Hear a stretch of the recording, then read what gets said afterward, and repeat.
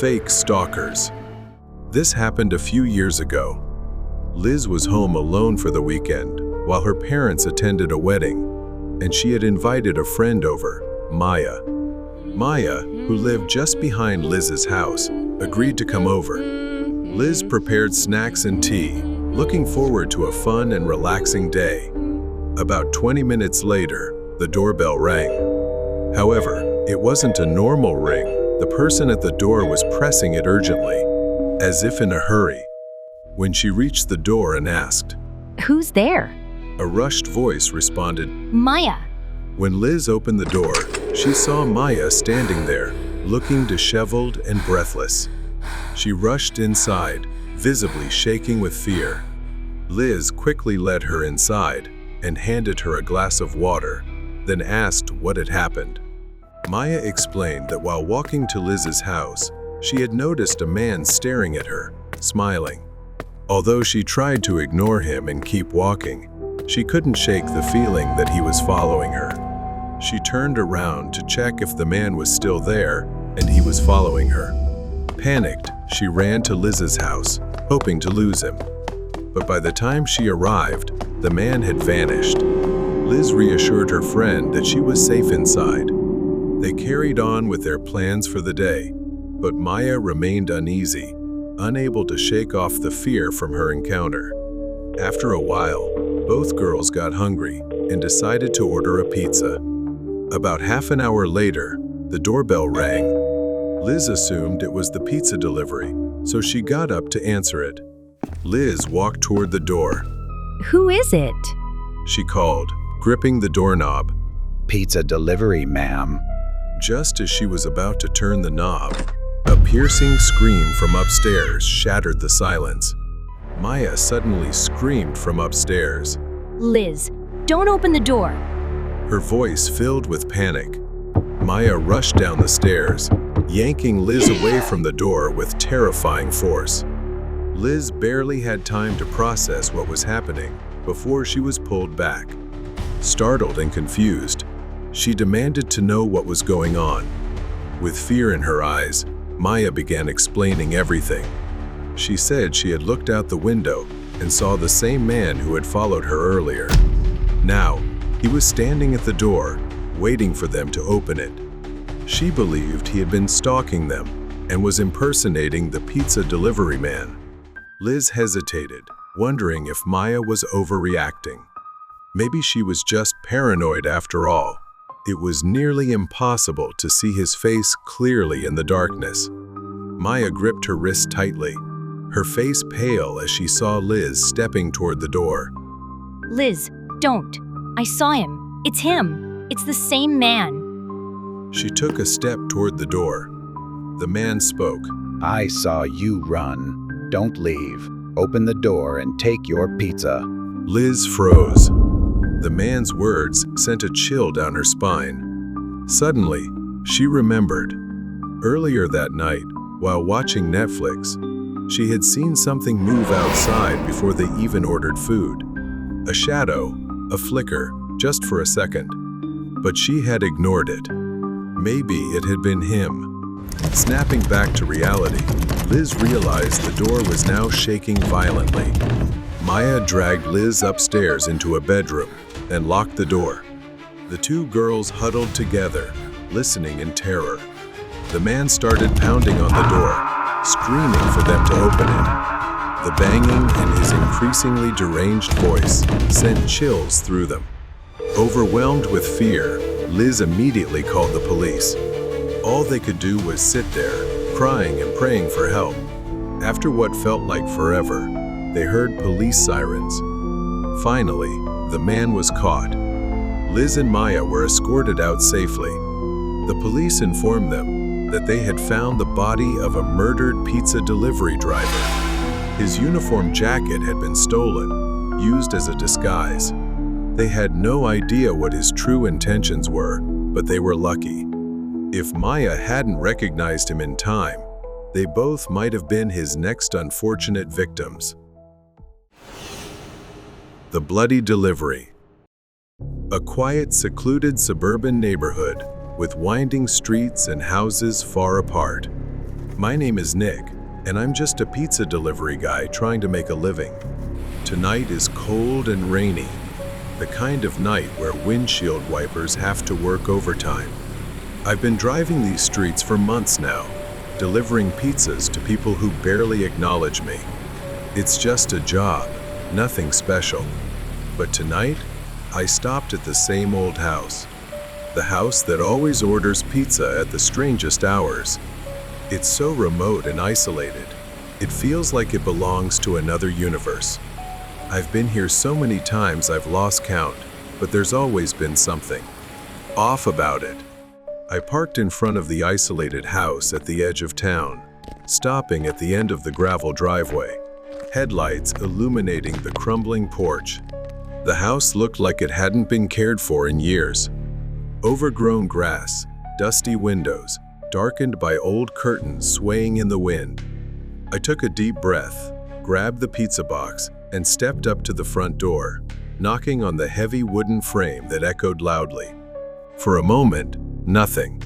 Then, the door creaked open. A woman stood there, her faint smile barely lighting up her pale face, illuminated by dim light from inside. Yet her eyes were distant, unfocused, shadowed. "Here's your pizza," I said cheerfully, trying to shake off the unease creeping up my spine. She reached out for the pizza box, her hand extending. But something about her hand caught my eye. As I handed it to her, I noticed bruises, dark, swollen marks on her pale skin, as if they'd been there for days. I froze for a second, standing there, unsure if I should say something, but decided against it. I quickly withdrew my hand and forced a smile. "Thanks," she mumbled, almost robotic, before pulling the pizza box inside and shutting the door. I got back in my car and sat for a moment, thinking. The rain kept pouring, and the world outside felt heavy. I couldn't shake the image of her trembling hand as she took the pizza box from me. But I drove away, trying to push it out of my mind. It was just a strange coincidence, I told myself. Weeks passed. Same routine. I delivered pizza to the same house every few days. I started to feel uneasy, my curiosity growing. One evening, after handing her the pizza, I hesitated and asked, "Excuse me? May I ask something?" But the woman only smiled faintly, shook her head, and closed the door, leaving me unsettled. Each time, the bruises and scratches on her hands seemed worse, this time even on her face, as if they had just healed and then reappeared. My instincts told me something was very wrong. Tonight, there was no regular order, but then I noticed something strange, a note hastily written in black ink taped to the door. It read, "Deliver to the back door. Knock 3 times, hard." I followed the instructions. This time, it wasn't her but a man. He stood there, bloodshot eyes, clearly intoxicated, his breath reeking of alcohol. He didn't say a word, just glared at me. I instinctively stepped back, trying to keep calm. He reached for the pizza box, snatched it from my hands, stepped inside and slammed the door shut. I left quickly. One evening, I drove past the house again, not to deliver this time, just passing by after my shift. My curiosity got the better of me, and I glanced at the house. In the second-floor window, a figure appeared behind the curtain, flashing a light 3 times, repeatedly, over and over. But then, I saw the shadow of a man behind her, raising his hand as if ready to strike. I froze for a moment.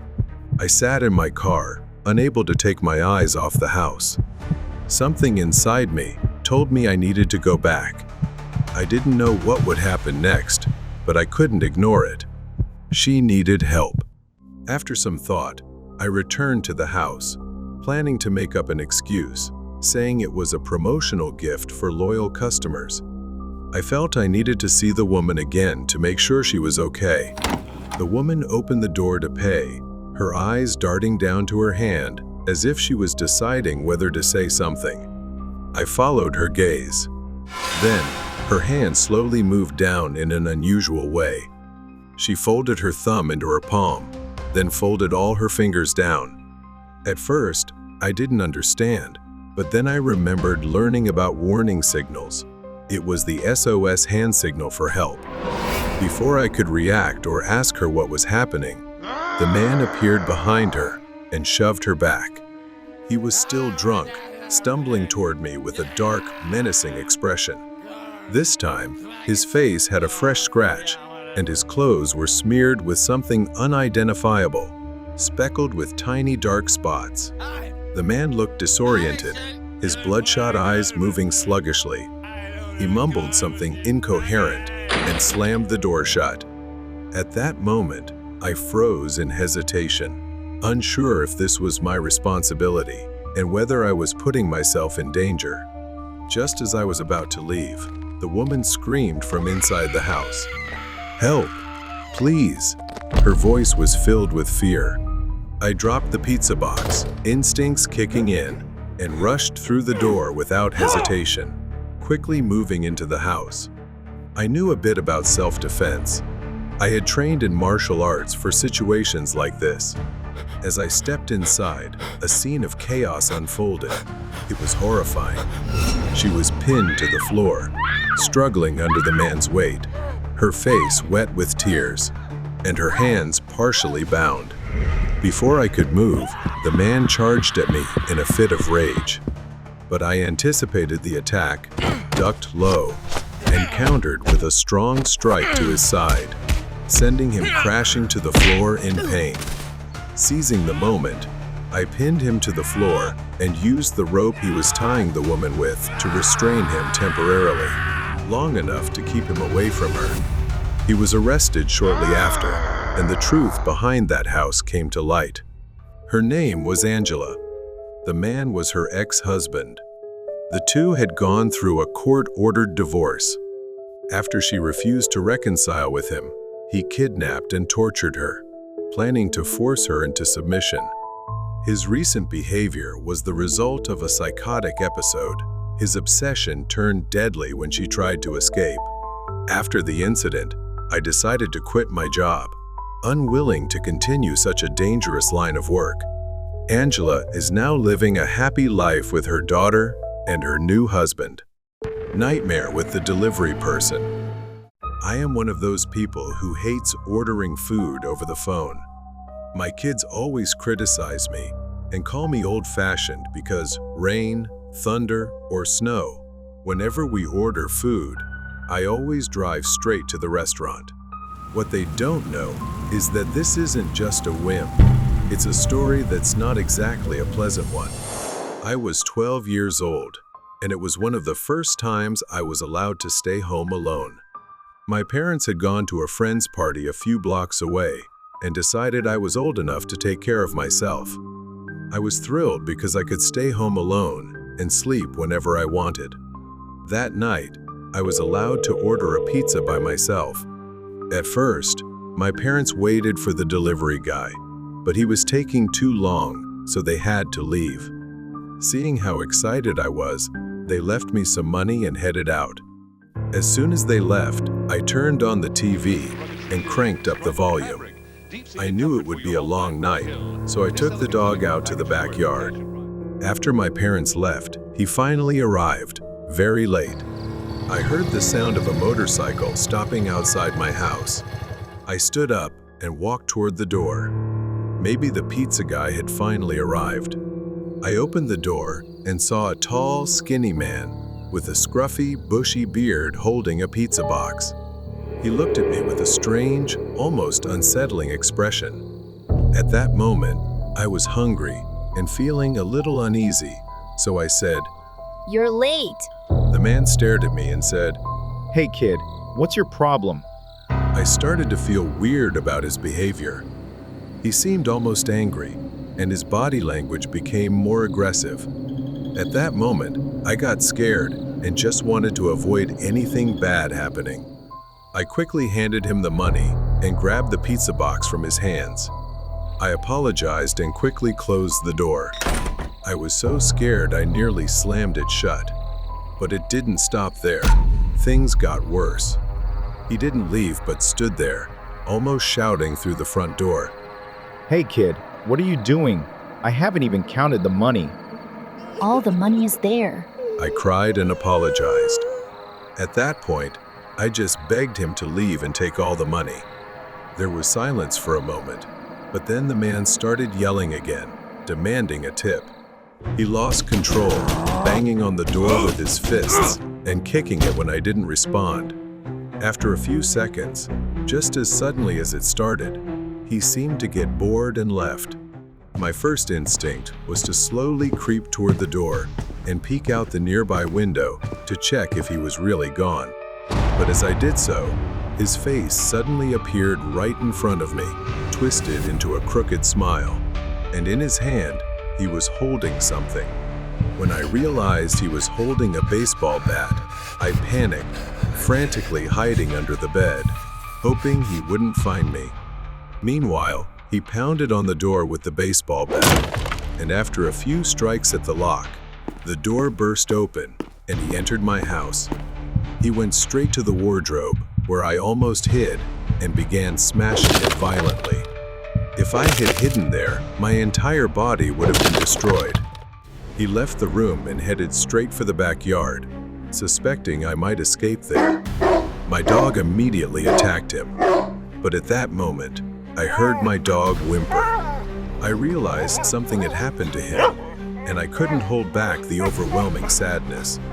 He moved like a shadow, storming toward where I was hiding, his face twisted in anger. Where are you, kid? I know you're hiding somewhere. He yanked the mattress away and began smashing the bed with the bat, as if trying to break the wood and leave me trapped beneath the wreckage. The wood of the bed began to splinter, and the shards dug into my skin. All I could do was scream for help. As if answering my prayers, two of my neighbors burst in from behind and tackled him to the floor. He quickly got back up, grabbing the bat and trying to swing at them, but one of the neighbors managed to wrestle it away. Then he fled immediately. Suddenly, everything went white and I passed out. When I woke up, I found myself in the hospital. My parents were crying in front of me, saying I was lucky to have only minor injuries. I accidentally overheard my parents talking about the man. He had been a convict with a history of violence, and that night, he had fought with a couple and argued with his boss. In the years that followed, I never ordered delivery again after what happened. The Nightmare Delivery Trip. Ryan, a hard-working pizza delivery driver, had been working night shifts for 2 years. His job usually involved driving, delivering, and collecting payments. Most nights went smoothly, but one fateful night changed everything. Near midnight, Ryan received the final delivery order of his shift. The address was on the outskirts of town, near the industrial area, a place he had never delivered to before. The streets were eerily deserted, with most streetlights flickering or completely off. The place always gave him a sense of isolation, but Ryan assumed it was just another late-night delivery. He saw a small, rundown house that didn't scream danger.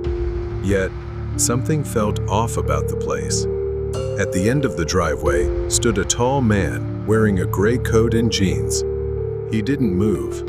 He just stood there, staring at Ryan's car with an unsettling smile. Ryan hesitated but regained his composure, grabbed the pizza, and approached the man. "Hey, here's your pizza," Ryan said, naming the price, but the man didn't rush to pay. Instead, the man slowly pulled out a handful of coins. He began counting them one by one, placing each coin into his other hand, as if performing some ritual. The air grew colder with each passing second. My fingers began to freeze around the pizza box. The man's grin widened as he said, "You drive too fast, Ryan." Ryan froze. How did he know his name? Panic surged through him. "What? Ryan stammered. I don't know you. I don't think we've met before." Then Ryan quickly backed away. He hurried back to his car, started the engine, and drove off. But when he glanced in the rearview mirror, he saw the man still standing there, holding the pizza and staring at him. But that wasn't the last time. A week later, near the end of his shift, Ryan's manager assigned him one final pizza delivery for the night, another strange order. The address was a house on the outskirts of town, near where he had gone before. The house he arrived at looked abandoned, with boarded-up windows and peeling paint. A note was taped to the door, delivered to the basement. A chill ran down Ryan's spine. Delivering to a basement was unusual. Reluctantly, needing to finish the job, he decided to follow the instructions. As he approached the basement door, he hesitated. A loud creak sounded as he opened it, revealing a narrow, chilly staircase leading down. Something felt off. Hello? Ryan called, his voice trembling, but there was no response. At the bottom, the basement stretched into darkness, with several doors lining the walls. One door was slightly ajar, with a faint light spilling out. The small room was dimly lit by a single lamp. In the center of the room was a figure of a man, entirely sculpted out of wax. It was almost perfectly life-sized, like a real person. At first, Ryan thought it was some kind of artwork. The figure slumped in a chair, its wax face eerie and lifelike, with deep eyes and a twisted, unsettling smile. The extraordinary detail made him shiver, wrinkles on the skin, hairs embedded perfectly in the wax. But there was something unsettling, a thin layer of moisture on the wax, making it seem as though it was sweating. Ryan placed the pizza box on the table, instinct urging him to leave. But something about the figure drew him closer. As he got closer, he noticed small cracks running along the wax skin. And then he saw it. Beneath one of the cracks was something red, a dark, congealed liquid. He didn't want to think it, but it might have been blood. Then, as he put his hand near the nose, he felt a faint breath. He leaned closer, and that's when he noticed the chest. It was faint, almost imperceptible, but the chest was rising and falling ever so slightly. Ryan turned to leave, but the door slammed shut behind him. Ryan spun around to see a man stepping out from the corner of the room, tall, gaunt. It was him, the man Ryan had met earlier. He wore a dark apron, stained with streaks of wax and blood. In his hand, he held a brush dripping with molten wax. Ryan held his breath as he realized what the man intended. Just as he thought, the figure in the chair wasn't a sculpture but a person, encased in wax, still alive. The man stepped closer, holding the brush like a weapon. You shouldn't have come here, but maybe you'll make a fine addition. Ryan dashed for the door, but the man was quicker, grabbing his arm. His grip was cold and sticky, and Ryan could feel the wax coating his skin. Help me. Ryan turned to see the wax man's lips moving, his eyes darting desperately. It was the first sign of life he had shown. Ryan broke free from the man's grip, grabbed the desk lamp, and smashed it into the man's face. The bulb shattered, plunging the room into darkness. Ryan scrambled for the door, fumbling for the handle. Behind him, the man screamed in pain, and the buzzing in the air turned into a high-pitched shriek. Ryan bolted into the hallway, slamming the door behind him. When he finally made it home, he scrubbed at his skin, desperate to remove the faint traces of wax clinging to his arms. But no matter how hard he scrubbed, he couldn't shake the feeling it was still there. Ryan quit his job the next day and reported the incident to the police. He tried to forget what he had seen, but every night he was haunted by the image of the wax man's eyes.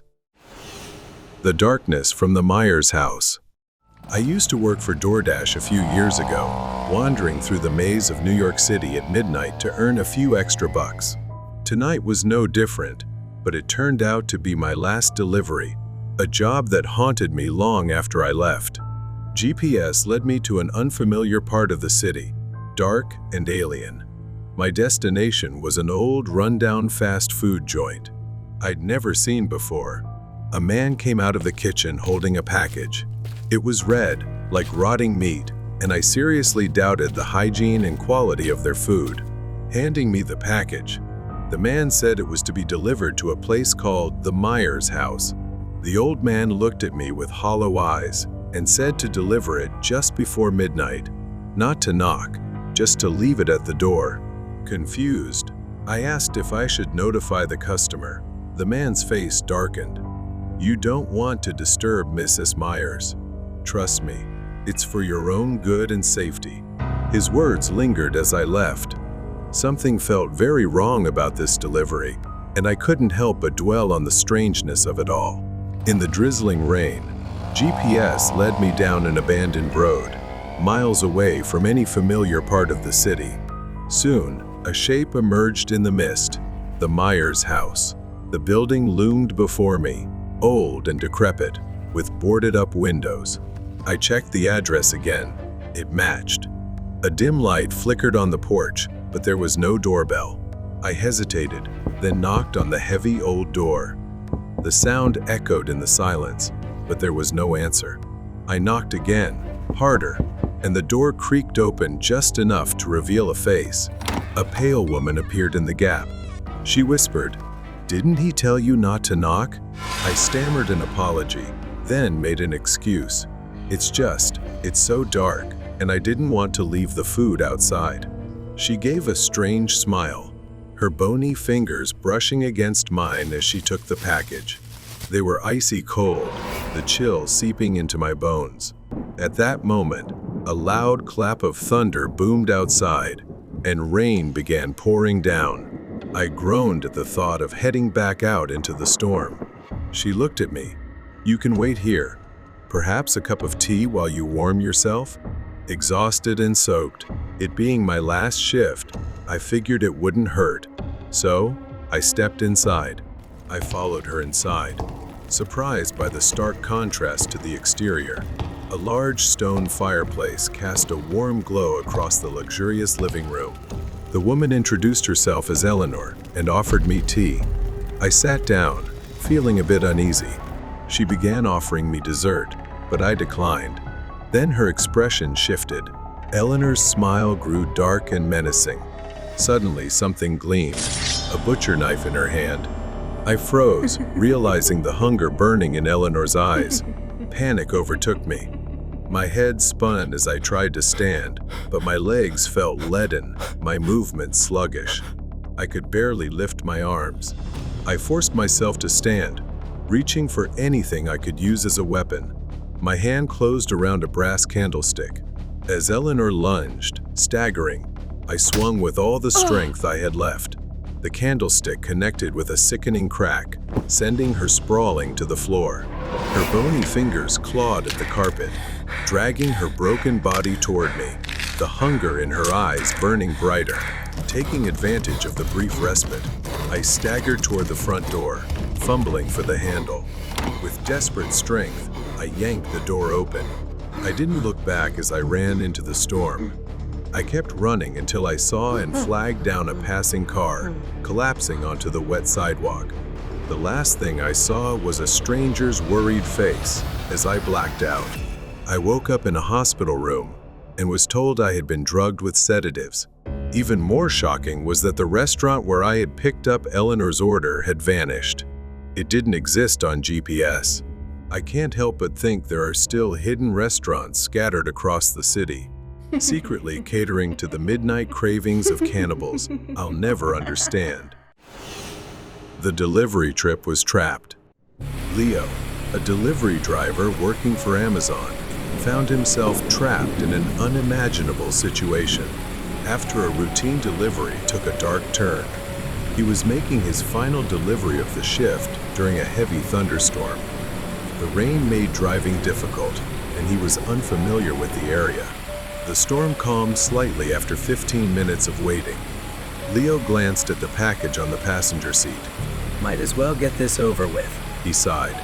After another 20 minutes of driving, his final destination appeared a strange two-story wooden house Standing alone in a desolate area, Leo parked, grabbed the package, and walked toward the house. He rang the doorbell and waited for the homeowner to respond. The house was completely dark, which made him uneasy. It would be unfortunate if no one was home.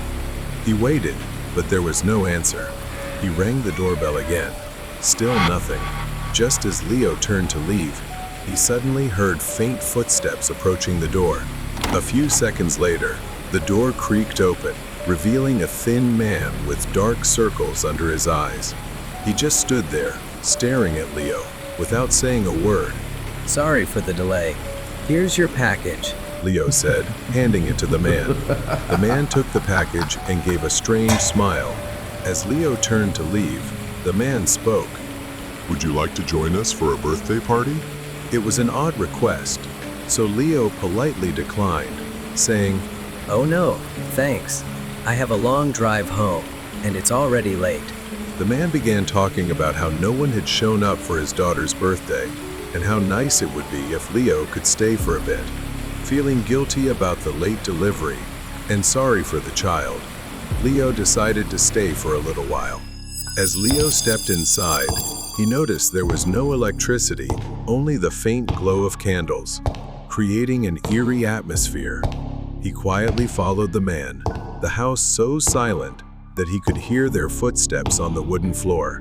They stopped in front of a door and entered a large room, but everything inside struck Leo as deeply unsettling. A large dining table sat in the center of the room, with several covered plates resting on it. Candles flickered, but there were no birthday decorations. This did not feel like a celebration at all. As Leo was glancing around, the man suddenly appeared behind him, shouting, Happy birthday! He then told Leo to sit down while he went to fetch his daughter. Leo reluctantly sat down, glancing around, but something in his mind kept telling him that he shouldn't be here. Yet, he couldn't leave just yet, so he decided to stay until they cut the birthday cake. 5 minutes passed, but the man never returned. Just as Leo decided to get up and look for him, he heard a strange whimpering sound coming from behind a locked door in the room. Leo slowly approached the door, straining to listen. Someone was whimpering in pain, but the voice was faint, as if they were on the brink of death. He tried turning the doorknob, but it was locked. Bending down, he peeked through the keyhole. What he saw made him freeze in shock. A man was tied to a chair, his body covered in wounds, barely clinging to life. His skin was marked with deep cuts. Leo staggered backward. He turned to run but froze as he heard a voice behind him. Why the rush, buddy? In the next instant, a sharp pain struck his head, and his vision blurred. Leo blacked out, only to wake up to a hauntingly cheerful rendition of Happy Birthday playing in the background. His head throbbed as he realized he was tied to a chair at the dining table. Sitting across from him was the same man from before. The man stood nearby, holding a covered plate in his hands, grinning. Welcome to dinner. Then, he moved from plate to plate, lifting the lids. What lay beneath was unsettling chunks of raw meat, grotesque and unrecognizable. Leo realized it had all been a lie. There was no daughter. This man was a psychopath, and this was how he hunted his victims. Leo screamed, begging for his life, but the man only chuckled coldly. The man picked up a saw from the floor and charged at Leo. Just as he raised it above his head, a loud explosion rang out. The man collapsed onto the floor as police gunfire struck him. Leo couldn't remember how they got him out of the house. Perhaps he had blacked out again. The horrifying truth came to light. The man was a deranged serial killer. The tied-up man was actually a detective who had uncovered the killer's identity and alerted authorities before he was captured. Leo suffered injuries, but he and the man who had tried to save him had both survived. The horror lingered in Leo's mind, especially the killer's final chilling words to the police. "I just have a different taste in food." His eerie smile was the last thing Leo wanted to remember. The deadly delivery. Have you ever felt like this might be the moment you die? If not, consider yourself lucky, because that's exactly what happened to me last week. I work at a local pizza shop. My job involves taking orders and delivering pizzas to customers during the night. I've always worked night shifts and never had any issues until last week. I was standing near the counter when the shop phone rang. The man on the line ordered 2 large pizzas and gave an address to a house on the outskirts of town. The man's rude behavior over the phone annoyed me, but I let it slide and started preparing for the delivery. I asked the cook to prepare the order. I checked the address on GPS and realized it would take me 20 minutes to drive there. I was driving through small towns. It was 10 p.m., so the streets were completely deserted. I spotted a house at the end of the street and realized it was the location. I parked near the house and stepped out. The house looked quite abandoned, as if no one lived there. I walked to the front door and knocked. I heard the door creak open after a few seconds. A rough-looking, angry man with a scruffy beard stood in the doorway. His eyes were bloodshot, and he reeked of alcohol. He asked, "What do you want?" I realized this was the same guy who had insulted me over the phone. I calmly said, "Here's your pizza," and handed him the boxes. The man eyed me up and down before paying me and slamming the door in my face. I walked back to my car and was about to start the engine when a sound caught my ear. It took me a moment to realize what it was. I strained to listen carefully and realized it was the sobbing of a little girl. I looked around but saw no one. Then I realized the crying was coming from the house I had just delivered the pizzas to. At first, I thought it might be his daughter. It could have been a private family matter, but there was something in the girl's cries, like she was begging me not to leave. I slowly got out of my car and tiptoed closer to the front door, trying to listen to the sounds coming from the house. The girl's sobbing continued, but this time I heard 2 more voices. I heard 2 men speaking in hushed tones, their voices raspy, though I could almost make out everything they said. The angry drunk man was yelling at another man, "I told you to shut the girl's mouth tightly." The other man replied, "I did, but she won't stop sobbing." They argued, their voices filled with profanity. The girl's sobbing grew louder. There was a small window on the porch. I slowly peeked inside, and what I saw terrified me. A little girl lay on a dusty mattress on the floor, her hands and feet bound, her mouth taped shut, her wide eyes filled with terror. The entire situation became clear to me. They were kidnappers, and this little girl was their captive. The house was likely abandoned, which is why they chose it as their hideout. I got back into my car, honestly terrified, and thought about just leaving. I figured it was better to let the police handle it, but I realized how dangerous it would be to leave the girl there. So, I called 911. The nearest station said they'd arrive in about 20 minutes. I stepped out and began moving toward the back of the house. When I reached the back door, I saw the 2 men heading upstairs, leaving the girl on the floor. I told myself this was my only chance. Luckily, the back door had a small pet flap. I reached through and turned the knob. Slowly, the door opened. The men were still arguing upstairs. I quietly made my way into the living room. I reached the girl. At first, she was terrified, but I reassured her, gesturing for silence and whispering that I was there to help her escape. I told her the police were on their way. She nodded tearfully. I started untying her, but suddenly I heard hurried footsteps. It was one of them. I immediately picked the girl up and began running toward the door. The bastard pulled out a large knife and chased us. As I neared the exit, he stabbed me in the leg. I screamed in pain, but I couldn't stop. The girl began crying and screaming in fear when she saw blood pouring from my leg. I held her tightly and ran as fast as I could. The streets were empty, and the next house was far away. I knew I couldn't make it that far. I prayed to God, begging for the police to arrive before they caught us. My hope of survival was slipping as I began to lose consciousness, but then I saw red and blue lights coming toward us. The sound of sirens made me breathe a sigh of relief. I passed out. I spent a week in the hospital. The police reunited the girl with her parents and arrested the kidnappers. The doctor told me I might have a limp for the rest of my life, but when the little girl visited me in the hospital, her smile and the happy tears on her parents' faces made every bit of pain worth it. I was happy to have saved a child's life that night, delivering pizza. The girl in the red dress. The house we moved into after my father's death wasn't anything special, just another old, quiet mansion in the suburbs, far removed from our old life. It had been abandoned for a while, and it was clear why the rent was suspiciously cheap.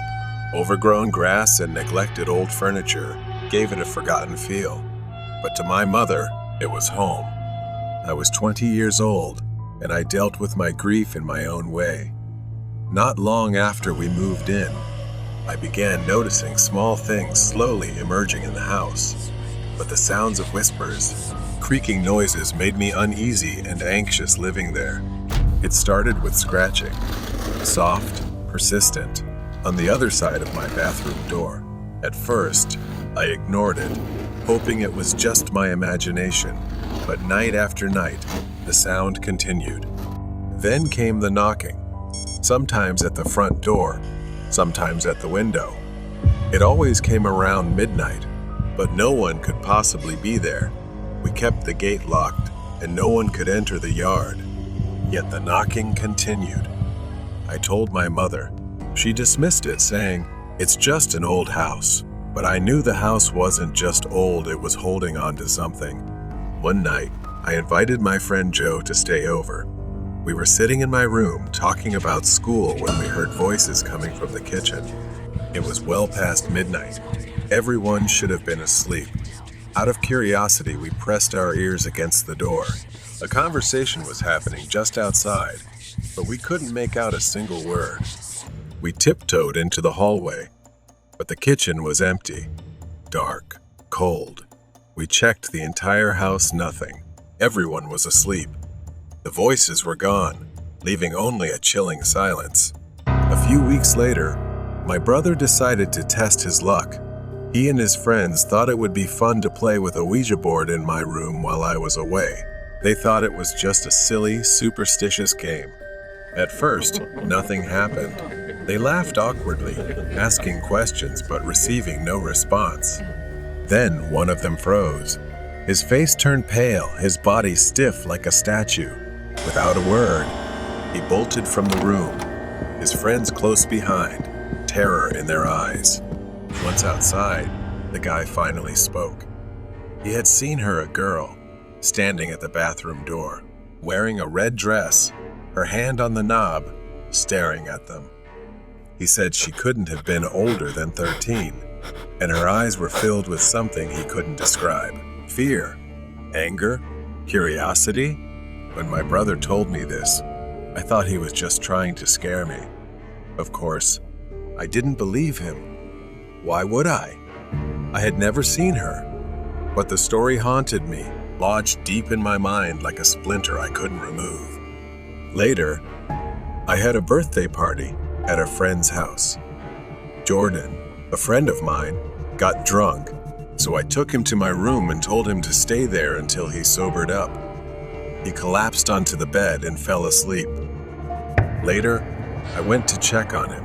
The room was pitch black, with only a faint light coming from the bathroom. Jordan wasn't in bed. He was sitting at the bathroom door, one leg in, one leg out, talking to no one. I tapped his shoulder. He jumped, then looked at me, confused. He glanced back at the bathroom, then at me again. He mumbled, "I thought I was talking to you, but I just laughed it off," thinking He was too drunk. The next day, he explained, I was teasing him, but he was dead serious. In his drunken state, he had seen a girl in the bathroom.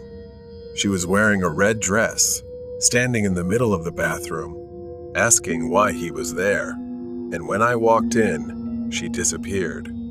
It didn't stop there. The hauntings, the knocking, the voices continued. My fear grew as one by one.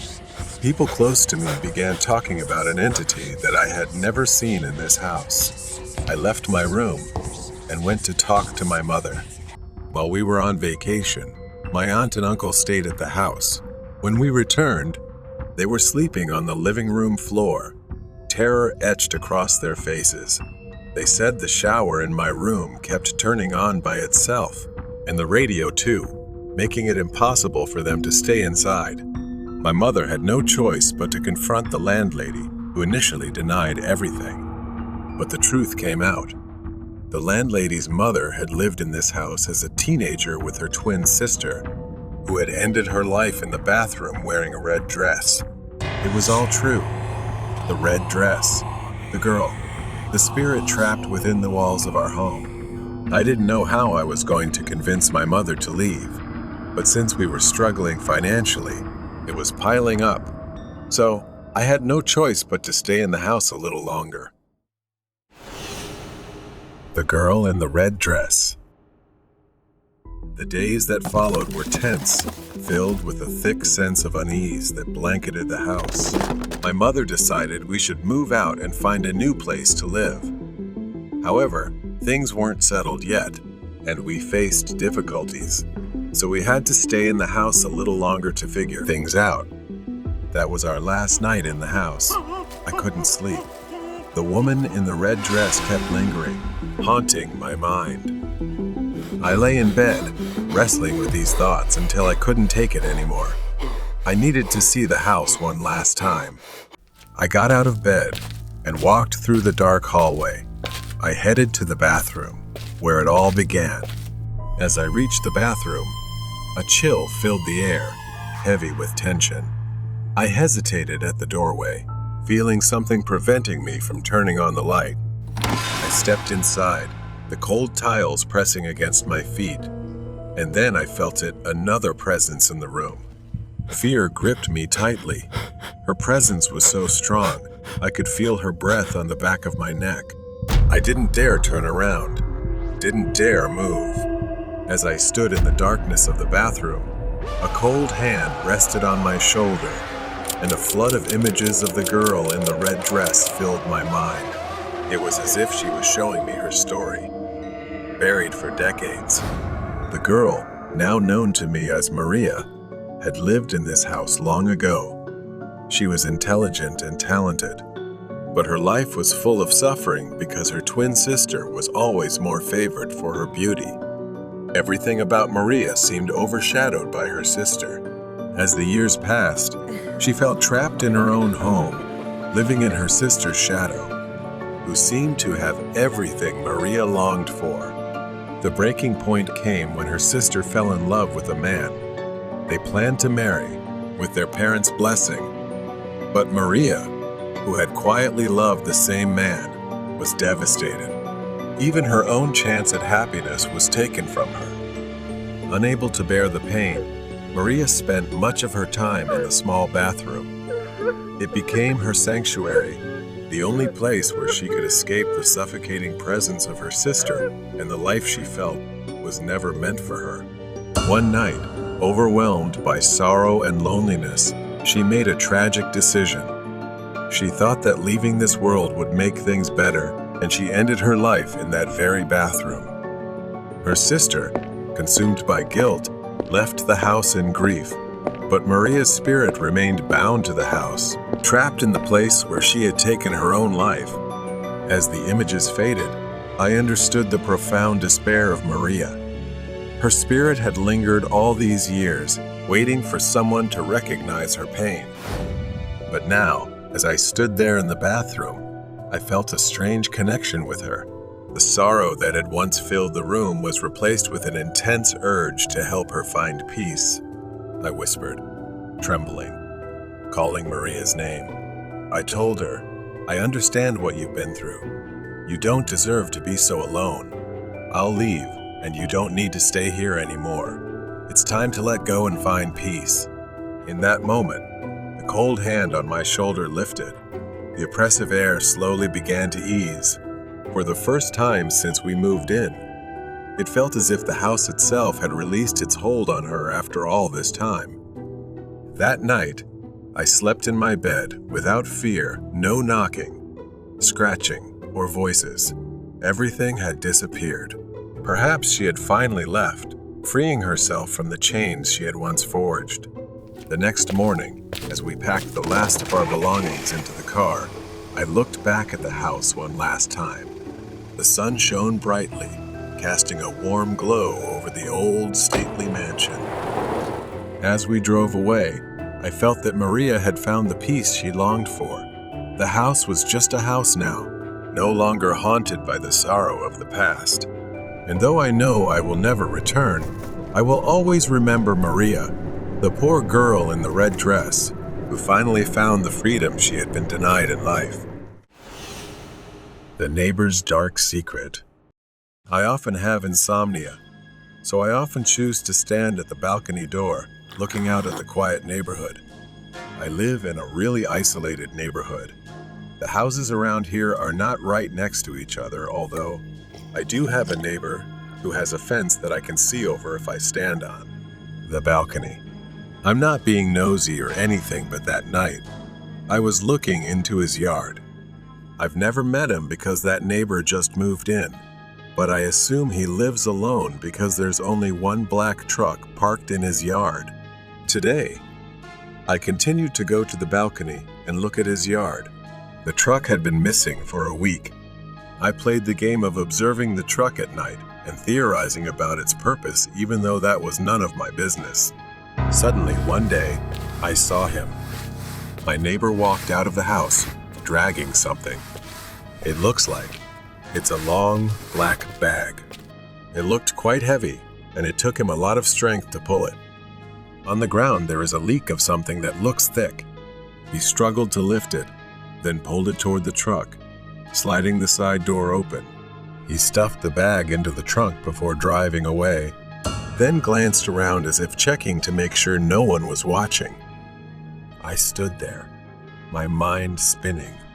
I couldn't ignore it anymore. So I called the police. They arrived quickly and checked around his property. I stayed, watching from the window as they spoke to him, but then his demeanor was completely different. He led the police to one of his bags, opened it, and inside was meat. He started pointing at his dog, which barked eagerly as he lifted it, filled with excitement. The screams, he claimed, were just him rehearsing a scene from his favorite TV show, and he did it every night. The police found nothing else. To protect my identity, the police came inside and spoke privately about me calling them. They warned me. They said if I continued calling without evidence, I could be charged with privacy violation and harassment. When they left, my neighbor came over, placing a hand on my shoulder. With a friendly smile, he said, "Let's not let little misunderstandings get out of hand, all right?" It felt like a warning. I told myself I was overreacting. Maybe he really was just an odd guy, with strange habits. Every night, I hear faint, muffled, haunting screams. I tell myself it's just him rehearsing, as he said. Then one evening, he showed up at my door holding a cake. He told me it was his birthday and gave me the cake to clear up any unnecessary misunderstandings between us. Was he smiling? I wasn't sure if it was my mind playing tricks, but I felt like he was giving a sinister smile behind my back, waiting for something. As I closed the door, a wave of fear came over me. I took the cake into the kitchen. I placed the cake on the table, not daring to eat it, and just stared at it for a while. I considered eating it, dismissing my paranoia, and slowly brought it to my mouth. But then, Something like an instinct told me not to. I put it down, reminding myself to stay alert. Thinking of him preparing it, watching me, knowing I'd eat it. It was truly horrifying. I grabbed the cake, took it to the trash bin behind the house, and threw it away. I didn't care if I was being unreasonable. I'd rather be safe than sorry. Early the next morning, when I went out to take out the trash behind the house, something caught my eye. There, beside the trash bin, was a small mouse, dead. Its tiny body lay still, right next to where I had thrown the cake the night before. A thin trail of cake crumbs led from the cake to the mouse. The mouse had eaten the cake and died. His depravity was beyond imagining. The cake was not a gift, it was a warning. From that moment, I started watching. Every sound, every strange occurrence, every word from my neighbor. Now I knew he wasn't just a harmless eccentric. He was hiding something dark. Everything started again when I walked past my neighbor's house. My steps slowed as I glanced at his front door, catching sight of a hand pressed against the glass, moving frantically. The glass was old and foggy. I saw someone inside, exhaling and writing help on the dust-covered window. For a second, I turned away, rushing back home. I didn't want to know what was happening behind that door. Back in bed, I couldn't sleep. The image of that pleading face, the desperate scrawl on the window, kept replaying in my mind. The sounds, the black bag, the screams. If I reported this to the police, I knew he'd find a way to cover it up, like he always did. Without evidence, everything would be pointless. I needed a clear and specific plan. I decided to reach out to my friend. I met my friend at the local cafe and explained everything, detailing the strange events and horrific scenes. He looked at me, skeptical, but didn't dismiss it right away. We had known each other for so long, neither of us wanted to believe this was happening. Then he suggested gathering photo and video evidence using advanced technology to avoid detection. I had to do whatever it took to prove my words. Neither of us could imagine what we were about to do next. But I promised him that we would only collect evidence and leave quickly and discreetly. The next morning, I put on a plumber's uniform and a fake mustache, mentally preparing for my decision. I approached my neighbor's door, disguised as a plumber. He opened it, eyeing me strangely, scrutinizing. He glanced at my house, then back at me, asking, "Nick, is that you?" I froze for a moment. I began faking my voice, using a different tone to deceive him, explaining I was sent to check and fix the city's main water pipes.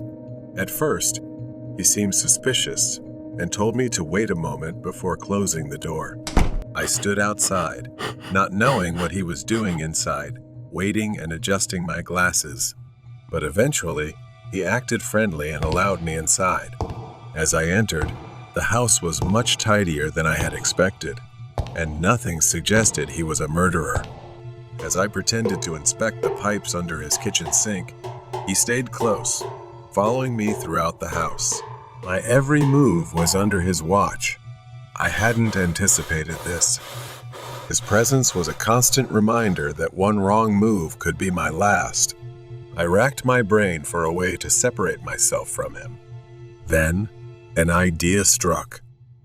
I asked him to let me check the pipes in the basement, explaining that I needed to inspect the pipes there, adding, "If you come with me, you'll need to be careful. A broken pipe could be very dangerous and make things worse." He hesitated, but finally, he allowed me to go down to the basement alone. I watched his shadow disappear into the darkness.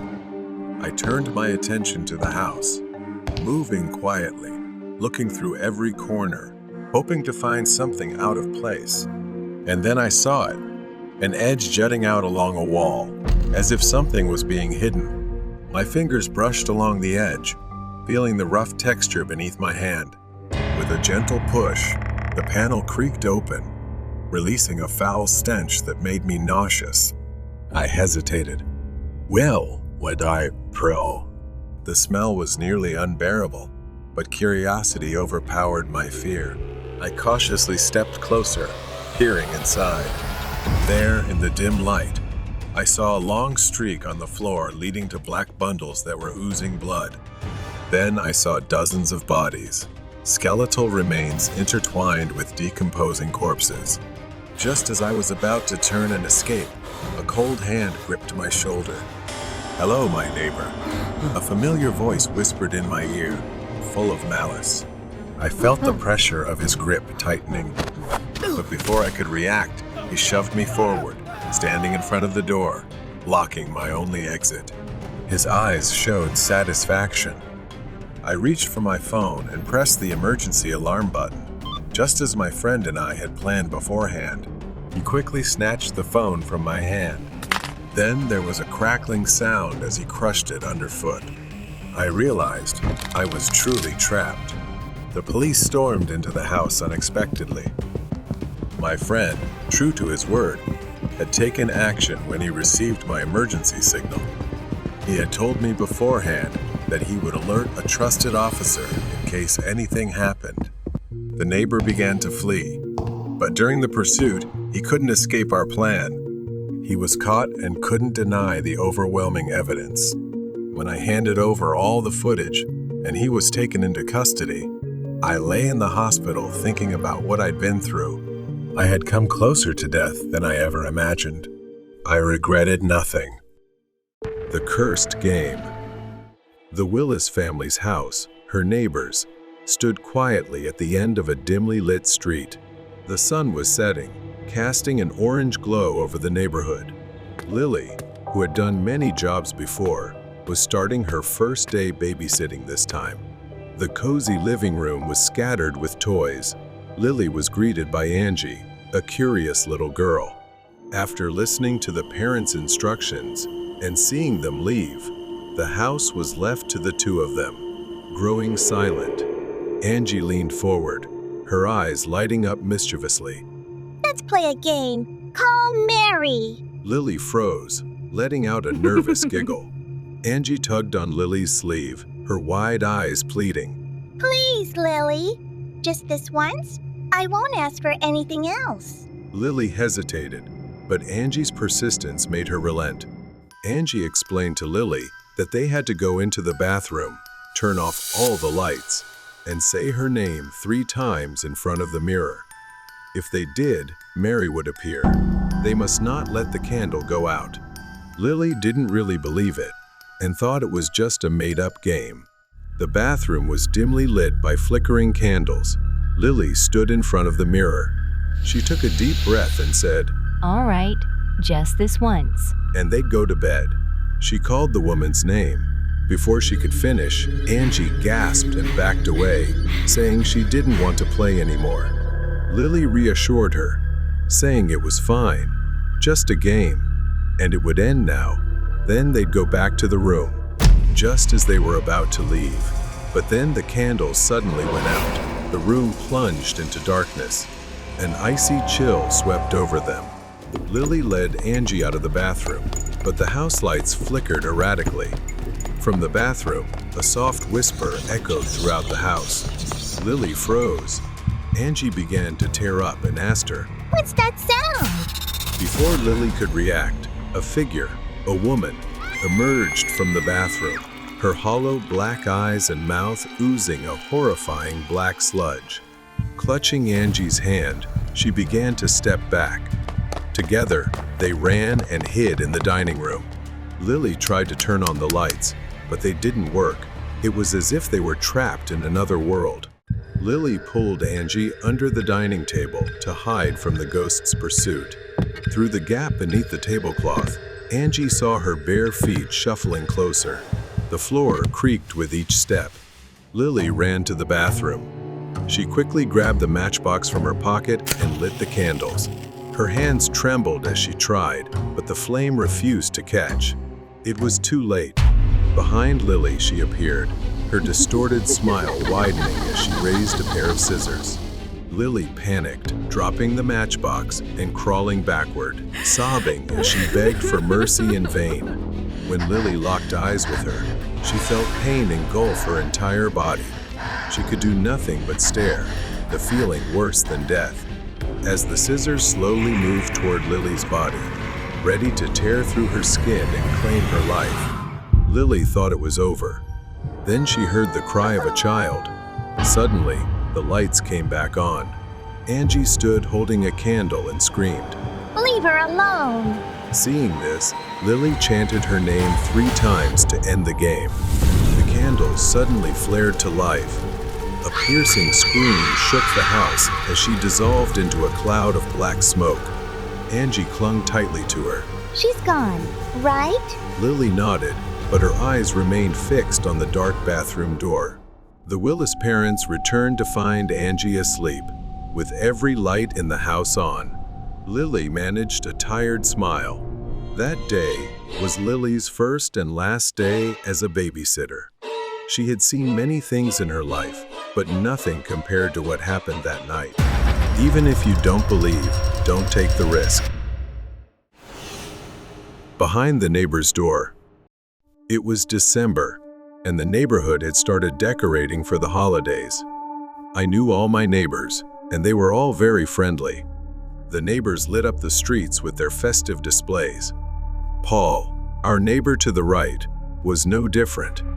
He had put up his lights early, which I found unusual for a single man in his 40s. He seemed kind enough, though a bit lonely. I didn't see him often. He came and went for work, but I always greeted him when we crossed paths. Recently, though, I hadn't seen him at all. His car hadn't moved from the driveway in days. One night, I noticed Paul's house across the street. His Christmas lights were flickering wildly, not the usual twinkling effect. It was erratic, more like a wiring glitch. The flickering lights gave the house an unsettling feeling. At first, I brushed it off, thinking it was just some electrical issue, nothing to worry about. The next morning, I went to work. Paul's car was still in the driveway, and once again, all his curtains were tightly shut. That evening, I went outside and saw everything was exactly the same as the night before. I decided to be kind and let him know, as well as check if he was okay since I hadn't seen him. I walked over, hesitating for a moment before knocking on the door. There was no answer, so I rang the bell. Again, nothing. After the third ring, Paul finally opened the door.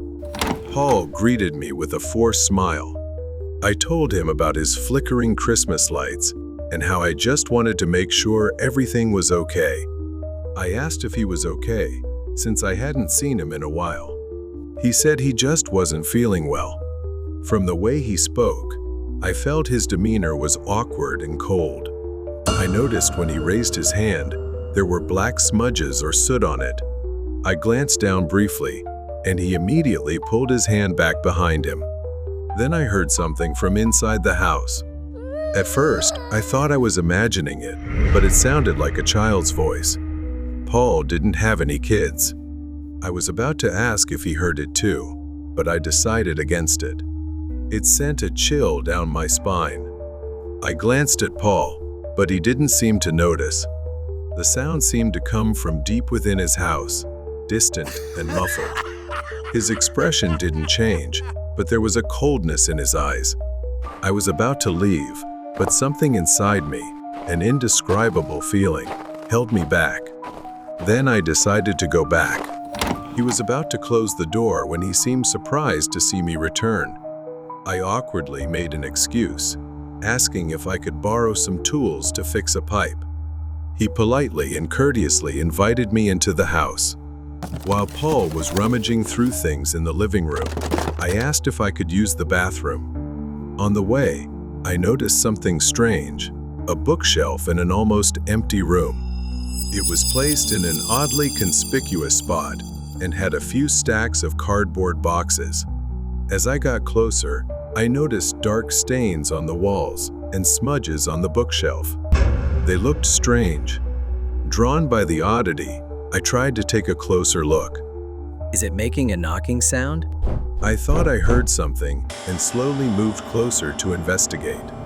It sounded almost like something or someone was moving behind the bookshelf.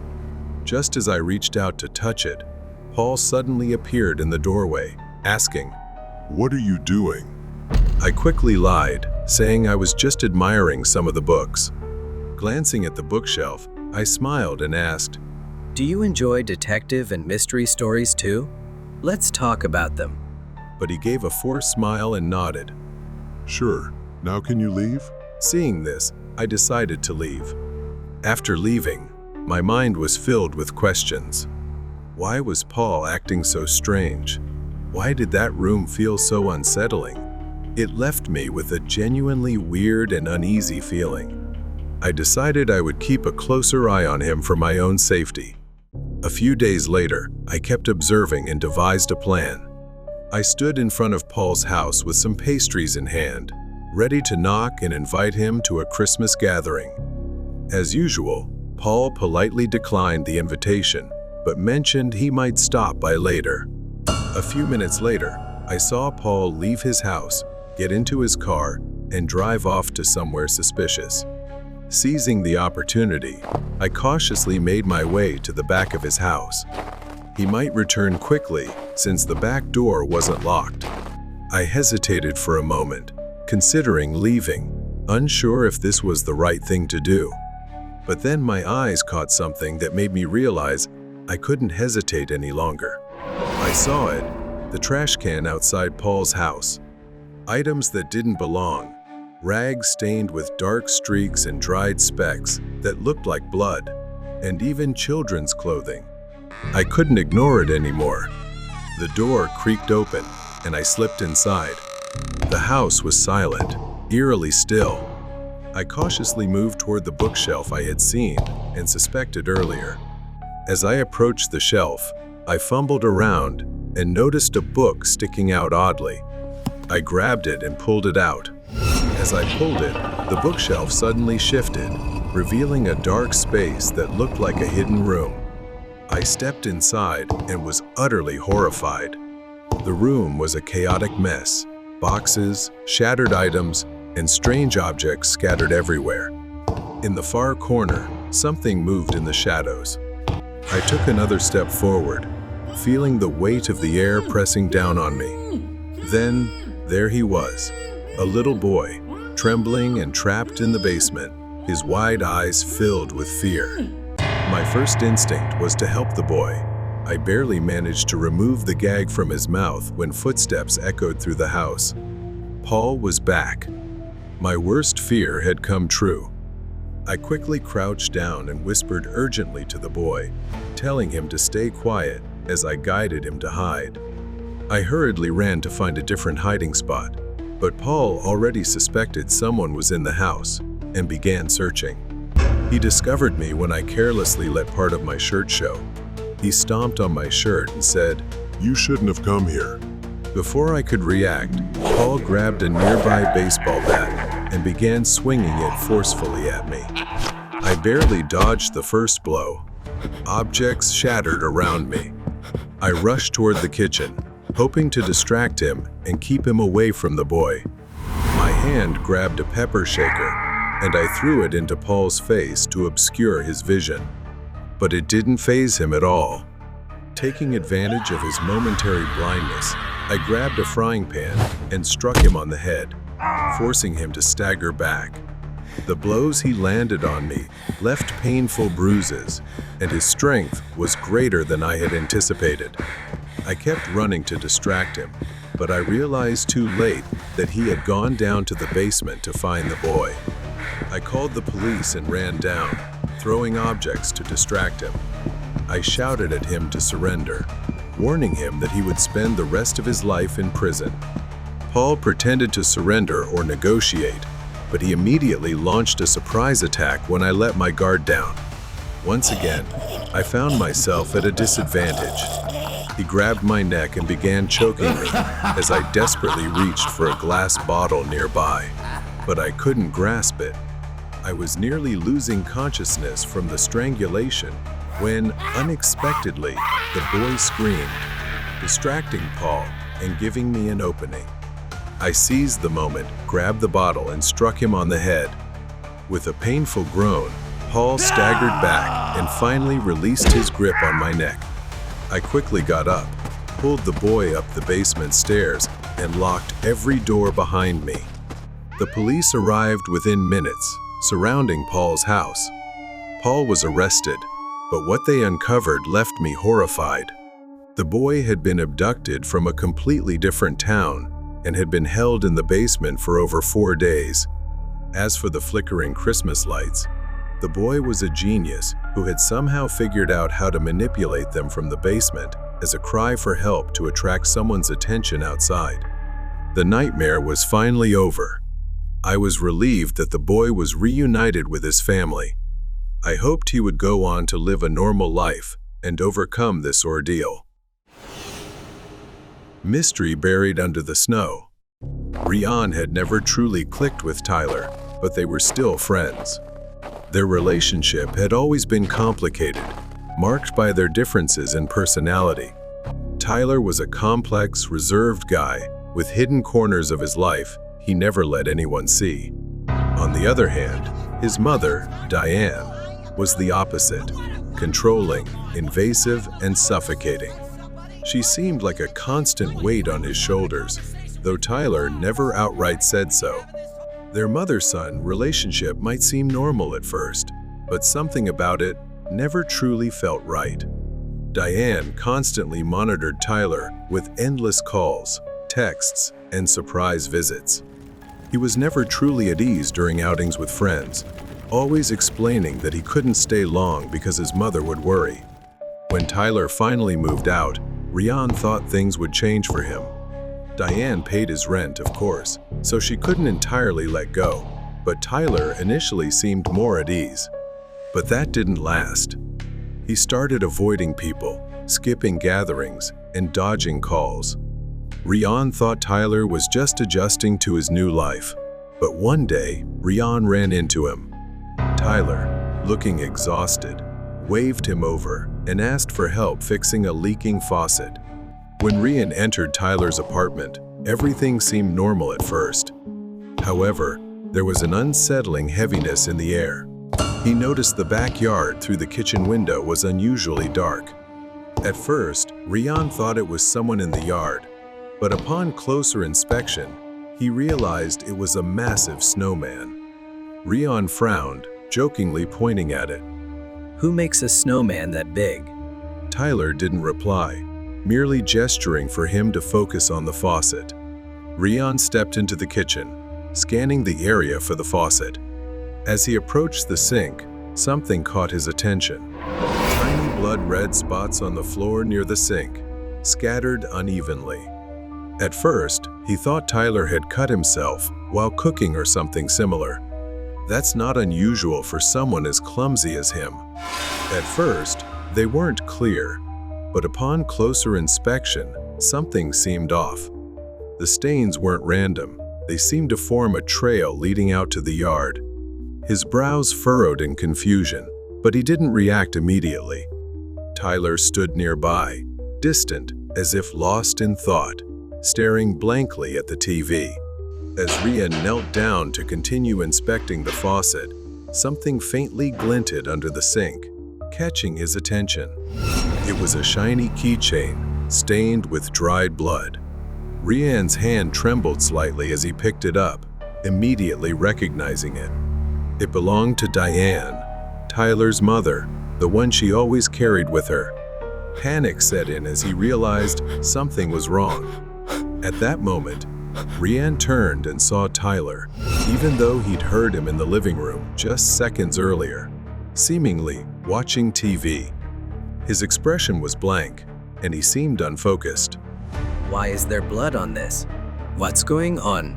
Tyler stayed silent, his gaze distant, as if calculating something. Before Rian could react, Tyler reached across the table and grabbed a kitchen knife. His movements were slow but deliberate. You're not allowed to leave. Tyler lunged at Rian with the knife. Instinctively, Rian stepped back but tripped over a chair, falling to the floor. Tyler raised the knife again, stepping forward with clumsy but determined strides. Rian raised his hands to defend himself, bracing for the worst. Tyler aimed for Rian's chest. Rian twisted on the ground, narrowly avoiding the blade. Tyler staggered, and that's when Rian noticed it. The keychain was still in his hand. Wait, Tyler, calm down. Rian shouted, but Tyler lunged again. In a desperate move, Rian stabbed Tyler's leg with the blood-stained keychain. Tyler screamed in pain, stumbling back as he looked down at his leg. Rian seized the opportunity to get up and run toward the back door. He stumbled into the giant snowman. The impact caused it to collapse, revealing a horrifying sight beneath, a pale, trembling hand. And then the fingers twitched. It was Diane. Help. She whispered weakly. She clung to his coat, her eyes filled with tears. I wanted him to be happy. Rian dragged Diane toward the patio, his arms trembling with the effort. Rian turned to see Tyler, now staggering and disoriented, looking toward them. His knees buckled, and he collapsed into the snow, sobbing uncontrollably. I just wanted to fix everything. The sound of sirens tore through the night as the police arrived. Tyler didn't resist as they surrounded him.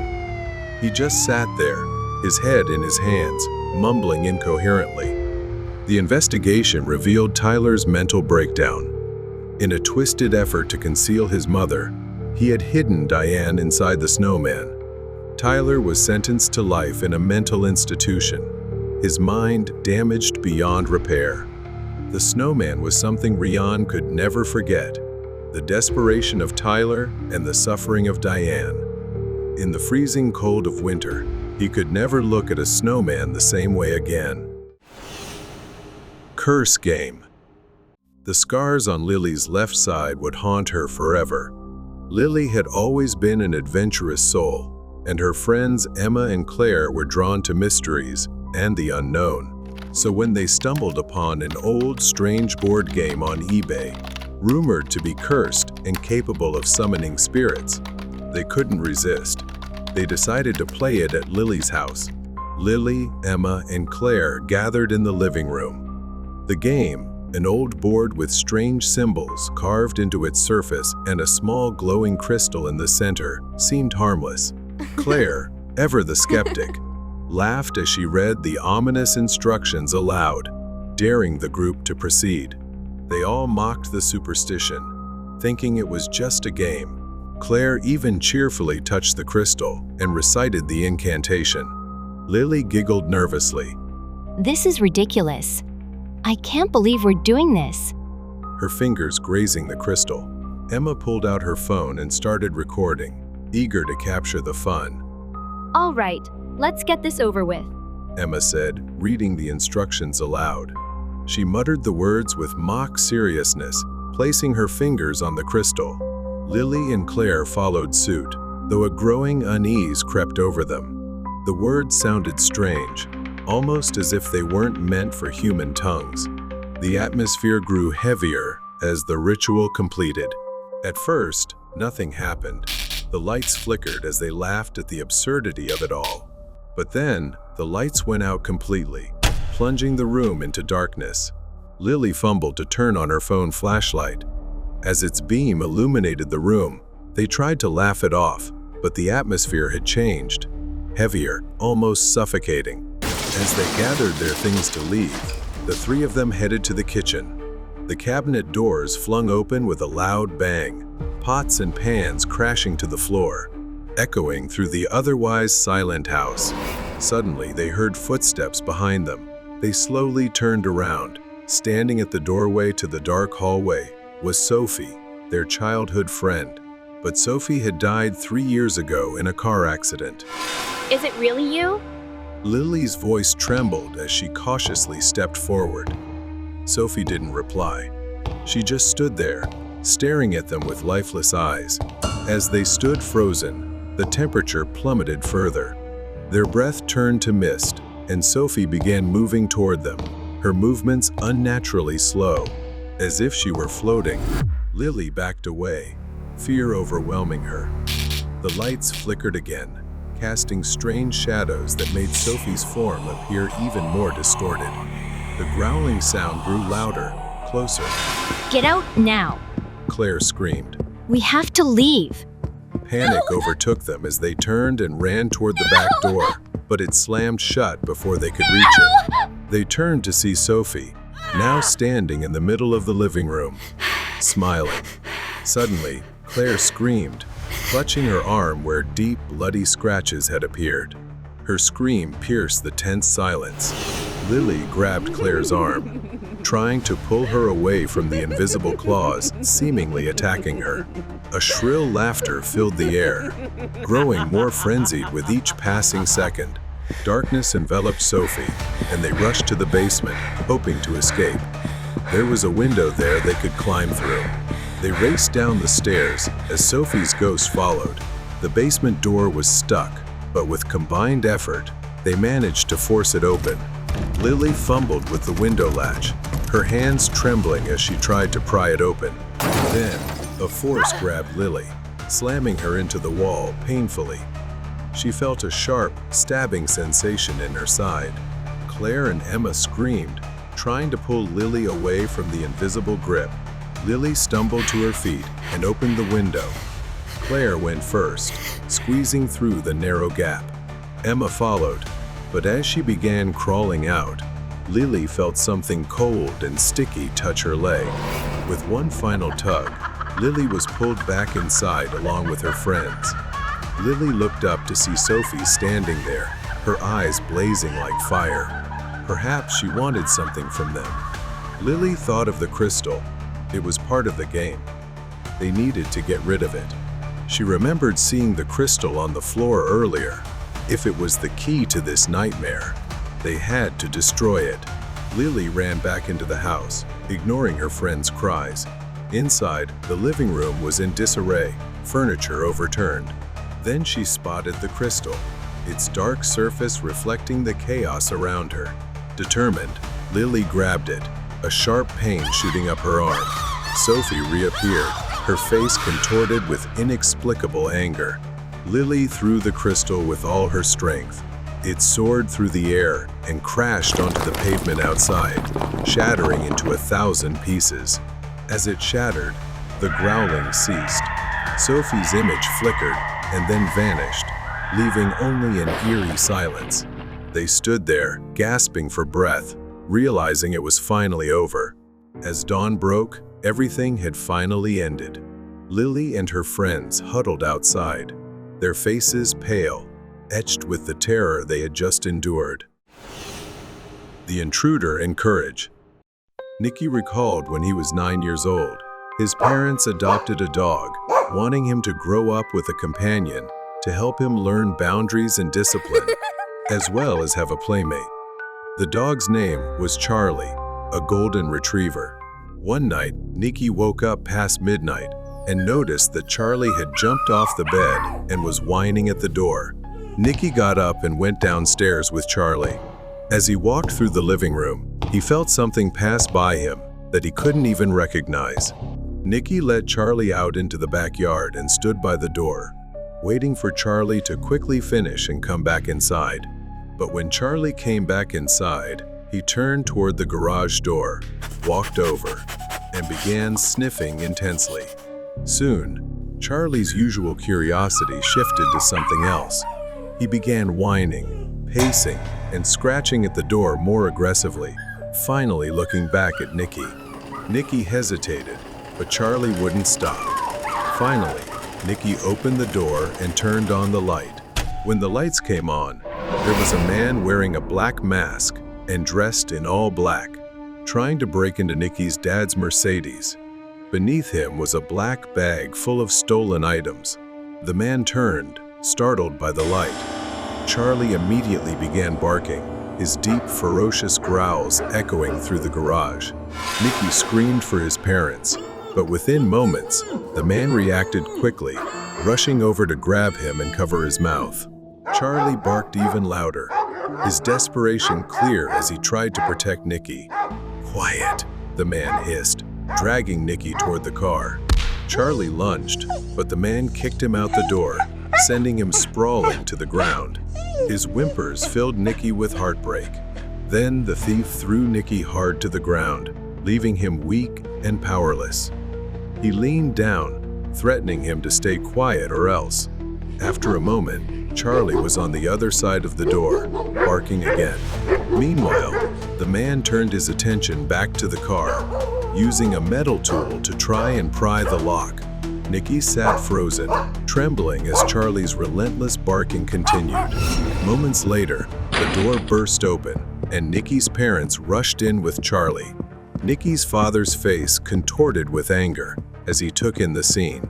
"Let my son go," he shouted. The man turned around, grabbed Nikki, and put him in a chokehold. Nikki's father froze, and his face shifted from anger to immediate panic. It wasn't clear why until Nikki realized there was a knife pressed against his neck. The man demanded his parents step back, hand over the car keys, and let him drive away, or else he'd hurt the boy. Nikki's mother tightly held onto Charlie's collar, trying to restrain him as the dog growled and struggled against her grip. "Get the keys," Nikki's father said, his voice tense with fear. Nikki's mother turned toward the house, but her grip on Charlie slipped. The dog broke free and charged toward Nikki. The thief removed the knife from Nikki's neck, and the boy instinctively knew he would point it at Charlie. Acting on instinct, Nikki grabbed the knife and pulled it toward himself, the blade slicing through his fingers in agonizing pain. Charlie lunged forward. His jaws tore through the man's pants and clamped tightly onto his leg, causing him to scream in pain. Nikki's father immediately charged at the thief, pulling Nikki and Charlie away from him. Before the thief could react, his protective instincts took over, and he pinned the intruder to the ground, knocking him unconscious. It wasn't until Nikki's mother intervened that everything finally settled. Nikki could barely recall what happened next. All he knew was that the thief spent a long time in the hospital before being taken into custody. Nikki was also relieved that everyone, including Charlie, escaped without serious injury. Even though Charlie was older, he had proven his boundless love and loyalty to Nikki and the family. Strange man in the cemetery. This summer, my family decided to go camping in a suburban village, a place where every corner seemed to hold a mysterious story. The locals were always whispering, especially about the nearby forest. But what intrigued me the most was the cemetery within the forest. No one had ever gone there after dark. We were not allowed to go there either. My cousin had the idea to play hide and seek at night.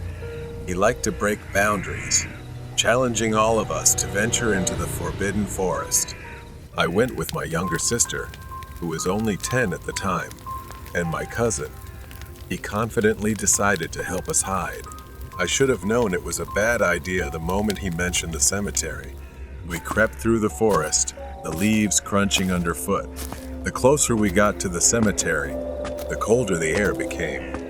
Even the stray dogs that had been barking earlier were now completely silent. A sense of fear and unease flooded over me. My little sister held my hand tightly.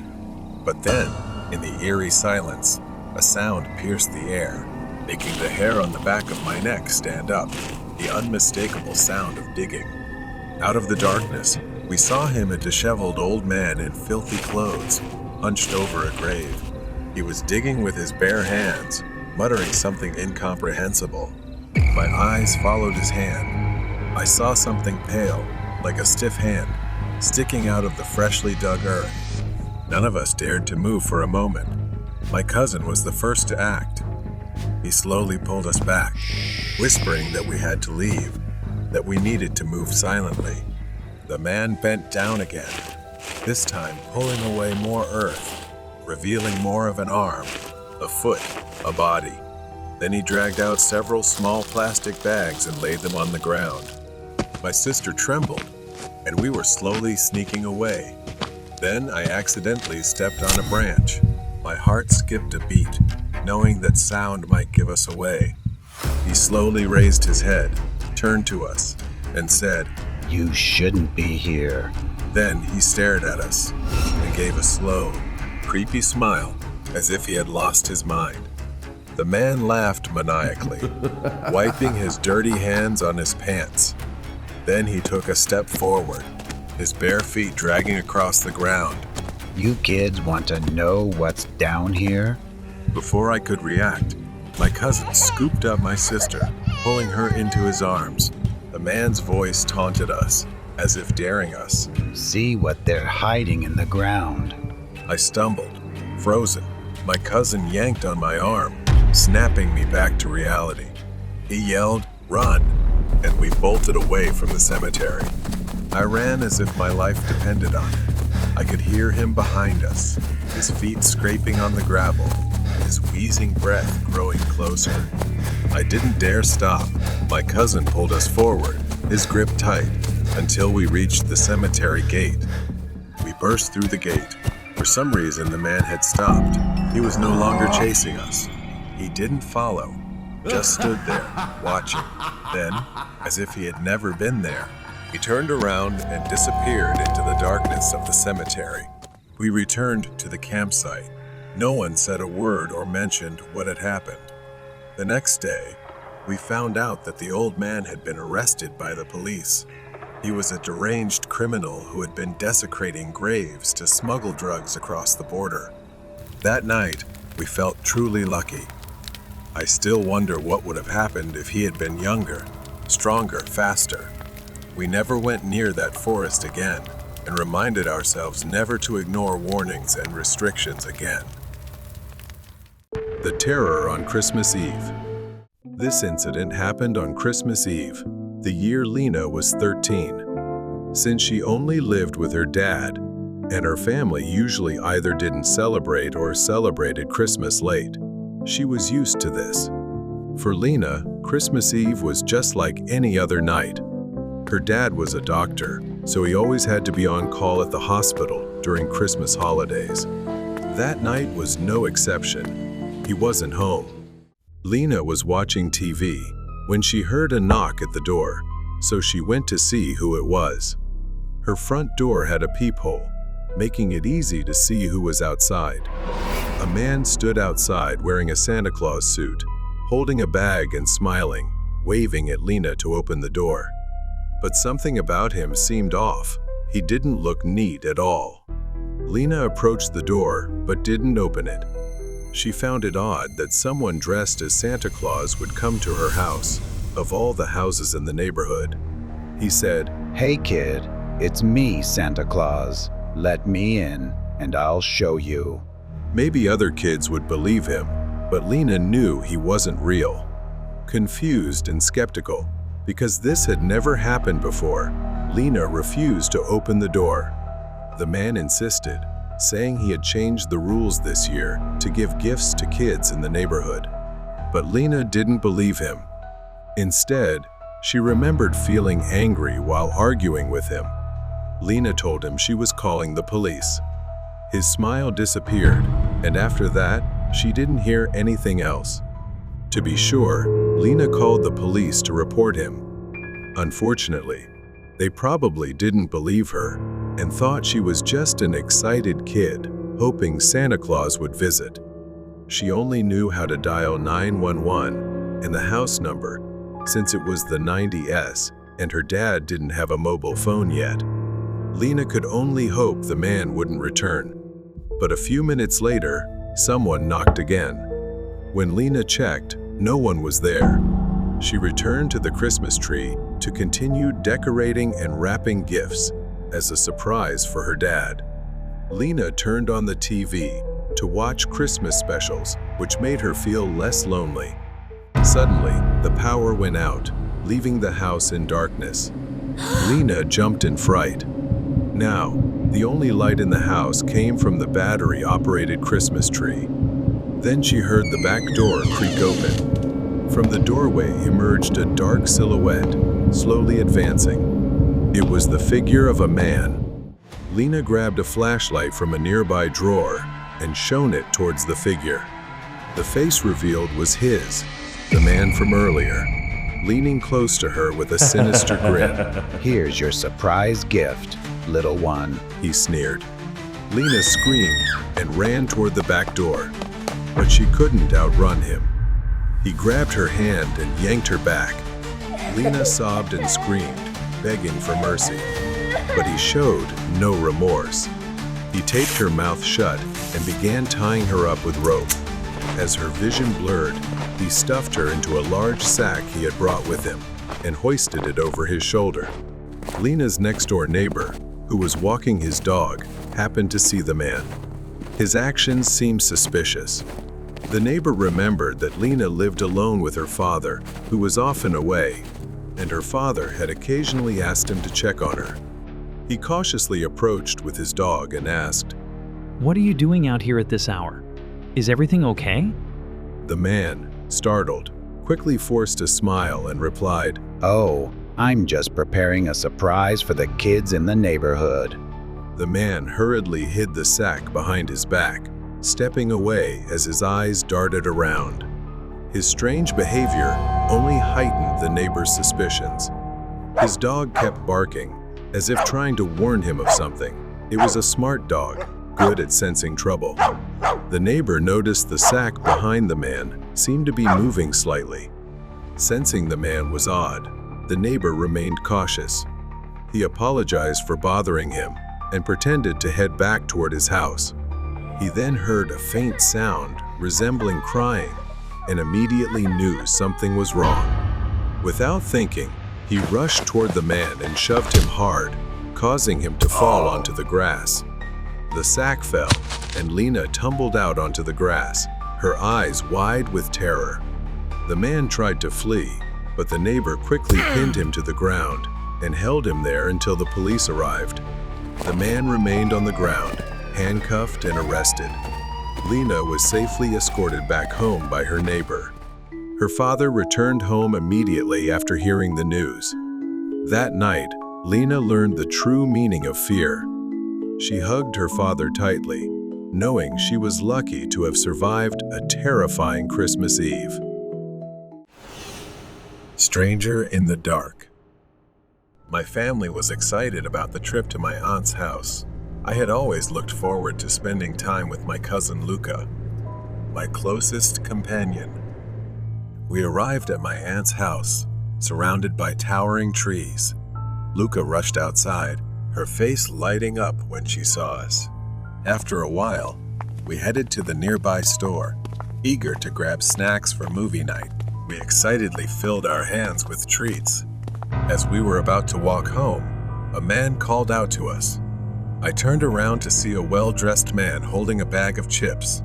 He smiled warmly, and instinctively, I moved closer. The man handed me the bag of chips, and his friendly demeanor put me at ease. I thanked him and walked away without giving it much thought. Night fell, and the atmosphere in the house changed. We gathered in the living room, surrounded by snacks, as we prepared to watch a movie. Suddenly, a faint sound echoed through the house, sending a shiver down my spine. I exchanged a worried glance with Luca, asking if she had locked the door. She hesitated, unsure, and decided to check. The weight felt unbearable as I stood there. My anxiety grew, and I got up to see why she was taking so long. As I stepped into the hallway, my heart stopped. Luca was lying unconscious on the floor, and a masked man was standing next to her. My breath caught in my throat as panic surged through me. I staggered back, feeling paralyzed with fear. The man noticed me and rushed forward. I turned and ran toward the kitchen, slamming the door shut behind me, locking it just as I heard him pounding on it. I glanced back at the door, the man's pounding echoing in my ears. I couldn't leave Luca behind, even though fear gripped me. Summoning all my courage, I grabbed a plate from the kitchen rack. When the noise outside stopped, I slowly opened the door for a peek. Suddenly, the door burst open, knocking me back. I managed to swing the plate toward him in desperation. It shattered on his head, fragments flying everywhere. Blood streamed from the wound as he staggered back, dazed.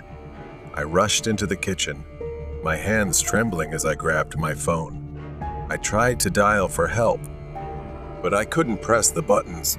I was too shaken, not knowing what to do. I ran to check on Luca. I splashed water on her face, and after a moment she woke up. Confusion replacing her unconscious state. Relief washed over me, but I knew we weren't safe yet. When I heard the man stirring, a cold wave of fear swept over me. I couldn't let him find us. I whispered to Luca that we needed to hide. We crept into the kitchen and hid behind the counter. The door creaked open, and I held my breath.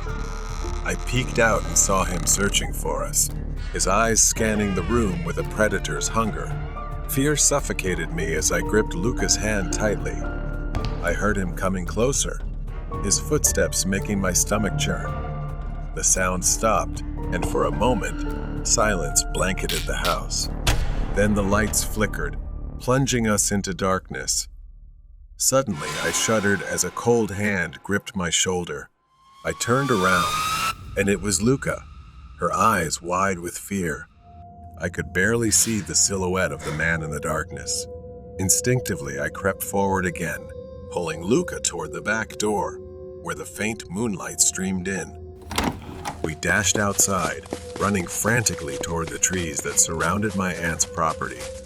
We heard the man's laughter echoing through the trees, sending chills down my spine.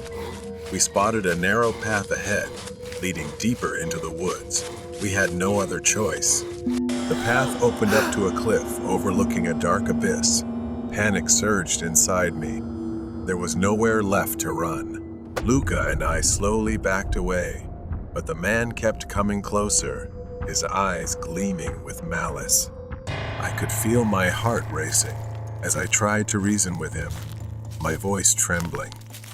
He lunged at us, and instinctively, I pushed Luca aside. In a desperate attempt, I grabbed a sharp rock from the ground and held it out, ready to defend us. The man laughed, unfazed by my feeble weapon.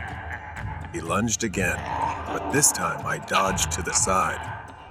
In the chaos, the man stumbled, losing his balance at the edge of the cliff. Time seemed to slow as I watched him teeter on the brink, his expression shifting from confidence to panic. He flailed, reaching out into the air. With one last gasp, he slipped and fell off the cliff, his scream fading into the night. Luca and I stood frozen, gasping for breath, our hearts pounding. We looked at each other, the reality of what had just happened sinking in. Finally, we followed the path back home.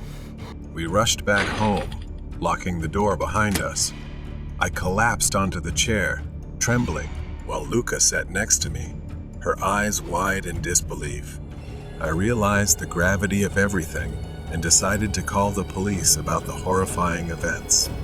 I felt grateful because just a little more, and we could have lost everything. Ghost in the gym. A violent storm raged outside, the rain pattering against the windows of the gym. Today, Nana arrived earlier than usual to prepare for the upcoming exam, hurrying toward the gym. Her gym teacher greeted each student outside the girls' locker room, as usual.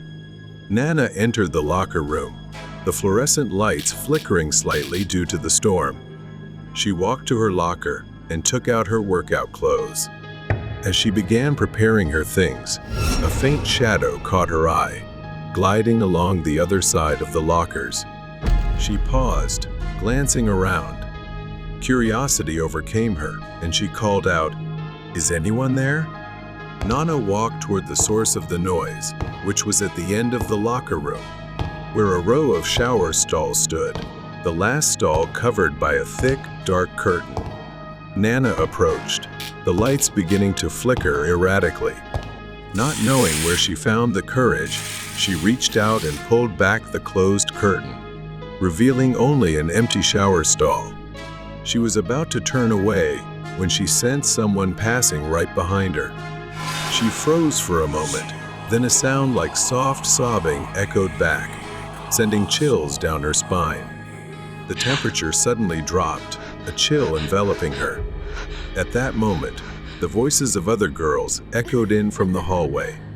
Nana temporarily felt relieved as she stepped out of the shower area and saw a group of students walking by. She asked if they heard someone crying, but the girls exchanged puzzled glances and shook their heads. She returned to the gym class, where everyone was gathered.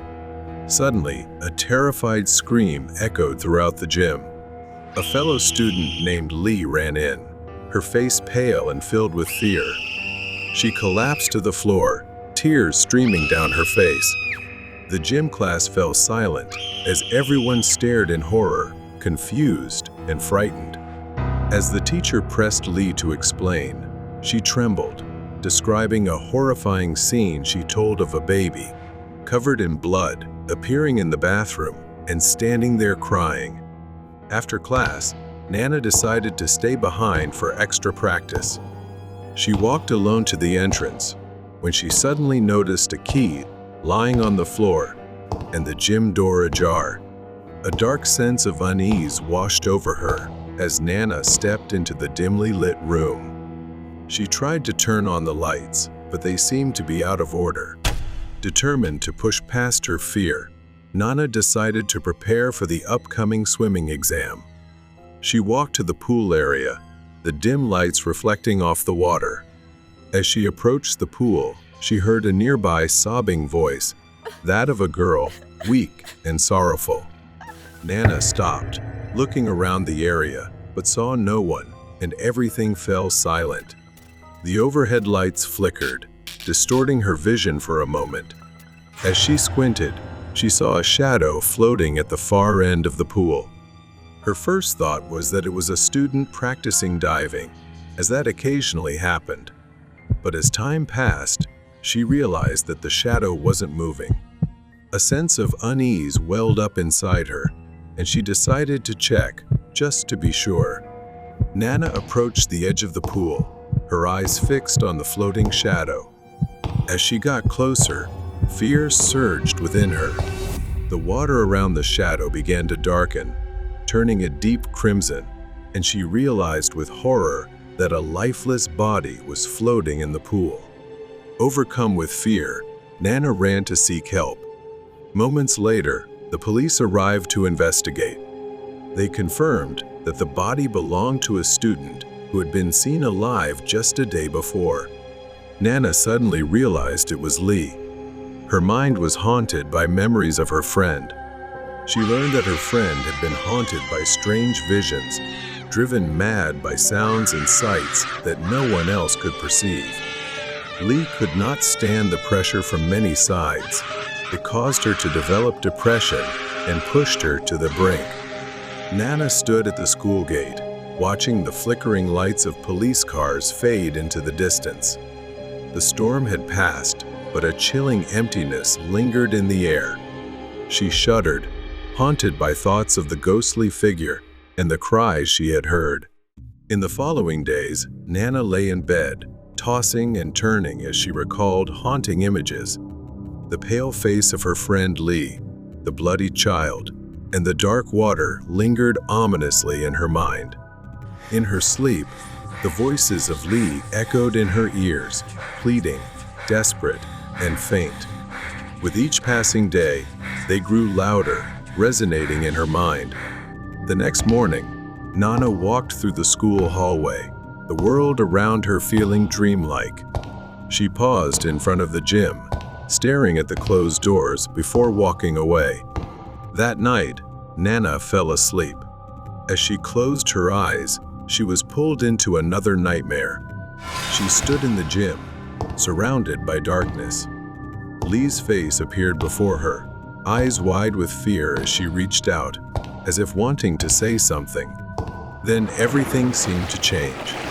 The water in the pool turned red, and she watched in horror as Lee emerged from beneath the surface, slowly rising as if trapped. Nana tried to scream, but no sound escaped her lips. The next day, Nana's nightmare still haunted her thoughts. Each day was filled with a nagging feeling that she was overlooking something urgent, something dark that only she could confront. She knew she needed to understand what had happened to Lee to help her find peace. Nana dove into research, sifting through old-school records, searching for any information about unexplained incidents at the gym or pool. After hours of digging, she stumbled upon a small article about a tragic incident, the unsolved death of a young girl at the school many years ago. The report detailed how a female student mysteriously drowned in the pool, and witnesses claimed to have seen a crying child nearby, although no child was ever found. Through the faded articles and forgotten records, she discovered that a child had been abandoned at the school. The child had died under tragic circumstances, perhaps explaining why the girl's spirit wandered, trapped here. The more she read, the more Nana understood the connection. The spirit of the abandoned child, full of pain and loneliness, had latched onto isolated students. Lee had been haunted by this spirit, drawn in by her own sorrow. That night, Nana returned to the pool one last time, determined to confront the spirit and free her friend. The water's surface was unusually still, almost holding its breath. A figure slowly emerged from the darkness, the ghostly form of a child, her wet hair hanging in tangled strands around her pale, hollow face. The child's eyes were dark and empty, locking onto Nana with a sharp, calculating gaze, as if probing her intentions. Nana opened her mouth to speak, her voice trembling, but the child moved closer. Suddenly, the child's face twisted, her mouth stretching into a cruel smile. She reached out with her bony, skeletal hand, extending sharp fingers towards Nana like claws. Nana stepped back, fear rising in her stomach, but she held her ground. She could only follow her heart, her voice trembling as she said, "Please, I want to help you." To the child's spirit, the child's smile faded, her expression stiffening, as if she had heard these words before, words that ended in betrayal. The child's empty eyes narrowed, and she lunged forward, her hands clawing at Nana's throat. Nana stumbled back, but she stood her ground, raising her hands in a gesture of surrender. "I don't want to hurt you. I understand your pain." The child paused, her arms falling to her sides, confusion evident on her face. But then her expression twisted again, suspicion flickering across her features, as if she were battling memories of her own pain and betrayal. In desperation, Nana moved closer, her hand shaking but steady as she extended it. The child hesitated, her appearance wavering between anger and sadness, her expression softening as Nana's words seemed to touch something deep inside. For the first time, the child's expression softened into one of almost peacefulness, her anger dissipating as she released her grip, her form fading into a gentle light. After all, there was one more thing Nana had to do. In her dream, she remembered something that Lee had conveyed to her. Nana recalled being led by Lee to a forgotten corner of the locker room, where an old art portfolio lay hidden beneath a pile of sports equipment, covered in dust. When she was alive, whenever under pressure, Lee would paint vibrant children's paintings, cheerful expressions, and serene landscapes. Each painting was filled with warmth, completely contrasting the darkness that enveloped Lee in her final days. The following weekend, Nana went to the local orphanage, clutching the portfolio to her chest. She handed it to the director of the orphanage, explaining Lee's wishes. As she had promised, Nana had painted and written about their story to memorialize them, ensuring that no one would forget them. Nana returns to school. She reflects on her journey. The remaining echoes of the past have faded, replaced by a feeling of fulfillment. She has somehow helped bring peace to suffering souls. Haunting delivery trip. Lena was working for a food delivery platform on the weekends to earn extra money, juggling between her main job and side gig. It was past 9 p.m., with a light drizzle in the air. Lena started her shift, picking up small orders and delivering them to random houses. After completing her first delivery, 20 minutes passed with no new orders. Then her phone rang with a new request. After picking up the order, Lena started driving. It was a quiet neighborhood, nothing unusual. As she approached a red light, she noticed a pickup truck pulling up beside her. Instinctively, she glanced over. The driver was leaning out of his window, staring directly at her car. When the light turned green, Lena stepped on the gas. She glanced in the rearview mirror. The pickup truck was now following at a distance. Lena tried to stay calm, but as she turned into the neighborhood, the pickup truck turned in as well. She thought maybe he lived there. Following the GPS, she arrived at the final street, but confusingly, it was a dead end. Lena hit the brakes, pulling over near the house she was supposed to deliver to. The pickup truck followed and parked right behind her. Lena sat there, trying to come up with a plan in case things took a bad turn. She wondered, what was this guy doing? Was he really following her? Lena glanced at her phone and saw a message from the customer. When will the food arrive? Could it be? Was he the customer? Lena felt trapped and helpless. Then, he stepped out of the truck, slowly approaching Lena's car. He stopped near the trunk, his face partially obscured by the shadows. Suddenly, he picked up a metal rod, and smashed it against her rear windshield, shattering the glass. Instinctively, she slammed on the gas. He leaped onto the back of her car, trying to crawl through the shattered window. Lena swerved sharply, throwing him off the car. She sped away, hands trembling as she grabbed her phone to call the police. But he wasn't going to let her escape that easily. The pickup truck was right behind her again, its headlights shining blindingly into her rearview mirror, making Lena squint.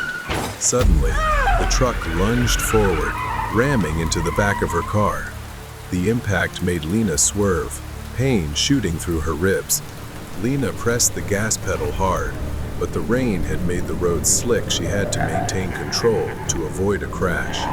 Panic flooded her as he pulled up alongside her, rolled down his window, and grinned a twisted, eerie smile. Then, another hit. The back of her car crumpled, and she felt something warm trickling down. Her forehead, her head had been injured in the collision. Dazed, Lena slammed on the brakes. With no other choice, she grabbed her phone again and called 911 for help. Through the rain, she could see his silhouette stepping out of the truck. Desperate, Lena floored the gas pedal and drove blindly. But moments later, her car slammed into a tree.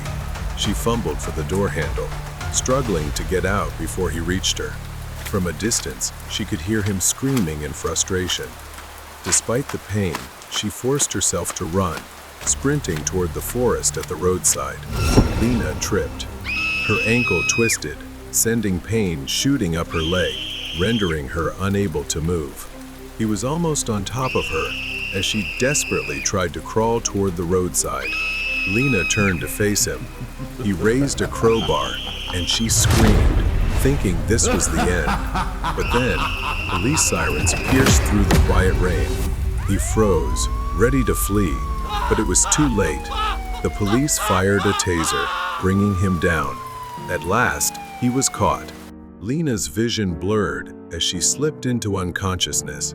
Paramedics lifted her onto a stretcher and into the ambulance. Relief flooded over her. The nightmare was finally over. Stalker at the bus stop. A quiet and snowy Sunday evening. I was sitting at the bus stop, looking at my phone, and realized I had missed my bus. I started to shiver as the weather grew colder. Time passed slowly. I pulled out my phone again, put on my earphones, and selected a song to forget the uncomfortable cold. I looked around, realizing I was completely alone. No cars, no pedestrians, just an endless, empty street. Nearly an hour went by, and the bus was still nowhere in sight. I checked my phone again. The screen showed no updates on the bus's arrival, and the battery was dangerously low. A while later, I sensed some movement. A man wrapped in several layers of thick clothing, his face obscured by a knitted hood. The man walked with a strange, almost unsteady gait, as if he wasn't sure where he was going. I froze but tried to focus on my phone, not wanting to draw attention. The man approached the bus stop and sat at the opposite end of the bench. My discomfort grew. I glanced at the man, noticing part of his face exposed under the hood, a gaunt, pale face with eyes that seemed unfocused, distant. The man was muttering something to himself, his words slurred and incoherent. I shifted uncomfortably, sensing that something was off about this person. He moved closer, almost imperceptibly at first, but with each subtle shift, he inched toward me. My unease turned into panic as the man continued to slide closer, his gaze fixed on me in a strange, unsettling way. I felt a chill run down my spine. Suddenly, I felt the man's presence right next to me. The tension was unbearable. I quickly stood up, grabbed my bag, and started walking away from the bus stop. The man, still sitting there, tilted his head to the side, his eyes never leaving me as I walked away. I quickly walked away. I reached the next bus stop and finally felt somewhat relieved. I began to sit down slowly, letting my guard down a little as I waited for the bus. I closed my eyes for a moment, exhausted. The quiet of the falling snow was almost peaceful. Suddenly, a loud and rapid knock shattered the silence. My eyes shot open, my heart racing, and I slowly turned around to see the man from the previous bus stop, standing on the other side of the glass, his face pressed against it, grinning maniacally. His eyes were wide, staring straight at me without blinking. He kept knocking on the glass, his breath fogging up the surface. Panic flooded my body. I quickly stood up and backed away from the glass. The man began moving, circling around, his gait more erratic than before. His footsteps grew closer. I backed away, yelling at the man to stay away. However, the man was undeterred. He raised his hand, reaching out as if to do something to me. Luckily, I reacted just in time, darting off the sidewalk as the man lunged toward me. In a strange, inexplicable way, he slipped forward, his face slamming hard into the cold, icy pavement. The sound was horrifying. I stood there, frozen, trying to make sense of what had just happened. It was so bizarre. I watched in horror as blood began to pool around the man's face, staining the snow with a deep red. My mind raced as I tried to process what had just occurred. I crouched down, attempting to get a response from him, but there was none. I sat down on the curb, my hands trembling as I pulled out my phone and called for help. The snow continued to fall, turning this bus stop into a place of horror and dread for me. The flashing lights of the ambulance and police car pierced through the night. Paramedics rushed to the man's side, but it was clear that something was very wrong with him. As the paramedics searched the man's belongings, they found a photograph in his wallet, a picture of the man with a boy who looked eerily similar to me. The police explained that the man had been on prescription drugs after losing his son, and his mental state had deteriorated ever since. I realized, with disbelief, that the man may have mistaken me for his lost son. A few days later, I took my driving test. As I drove, I glanced down the road where the bus stop was in the distance, the events of that night still haunting me deeply. I couldn't shake the sorrow of the man's grief and the terrifying experience that had unfolded. The ghost of a mother in the forest. I was never someone who truly believed in ghosts. I always thought they were just products of imagination, created to explain the unexplainable. But everything changed when I was in that cursed forest. It was supposed to be a normal overnight trip, and quite an easy one. The locals whispered about the forest being haunted, but I didn't pay much attention to that. The road was rough, and the darkness grew thicker as I drove deeper into the forest. My headlights barely cut through the fog, so I had to be more careful. Then suddenly, she appeared. An old woman stood in the middle of the road, hunched over, her eyes fixed on me as I stopped. I honked, but she didn't seem to hear, so I opened the door and shouted for her to move so I could pass. She didn't react at all. Instead, she slowly turned, looked straight at me, and asked, "Have you seen my daughter?" She kept asking, her voice growing more desperate. Then suddenly walked away, sobbing, leaving me confused and shaking. In my mind, I tried to dismiss the encounter with the woman as I continued my journey, but her words kept echoing in my head, gnawing at my sanity. When I finally made it out of the forest at dawn, I stopped at a small grocery store. The shopkeeper was kind, and I chatted with him for a while. But as I looked out the window, I saw her again, standing at the edge of the forest, staring at me. Fear started to creep in, and that's when the shopkeeper told me about her. He said that she had lost her mind after a tragic accident and now wanders the forest, searching for her long-lost daughter. I dismissed the story again, thinking it was just a coincidence. That night, as I drove back through the forest, the rain started pouring down heavily, making the road more dangerous. But I kept going, just wanting to get out of there as quickly as possible. Then, through the rain, I saw another woman. But this time, she wasn't alone, and in her arms was a child who looked frail, almost lifeless. I intended to drive past. I hesitated, but my conscience wouldn't let me. I stopped and asked if they needed a ride. She looked pale, like she'd been out in the rain for too long. She nodded gratefully and climbed into my car with the child in her arms. I handed them a towel to dry off, and then she directed me to a hospital. When we arrived, she quietly thanked me before heading into the building.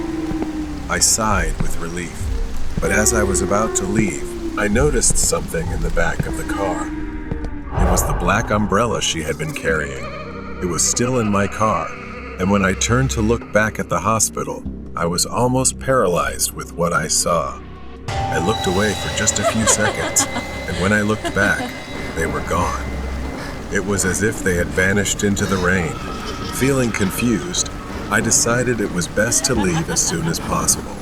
As I neared home, the rain was still pouring, and the parking lot was quite far from my house, so I had to use the black umbrella left in my truck. However, I felt a bit hesitant to use it, remembering that it belonged to the woman and her son, but I had no other choice. As I was walking, a strong gust of wind almost tore the umbrella from my hand, and suddenly, a wooden beam came crashing down from above, about to fall on me. It could have killed me, but the umbrella somehow pulled me to the side, saving my life. Shaking, I realized the umbrella wasn't just an ordinary umbrella. Perhaps it was a gift the woman left behind to protect me. The next morning, I went back to the grocery store, determined to uncover the truth. The shopkeeper hesitated, but finally told me the whole story.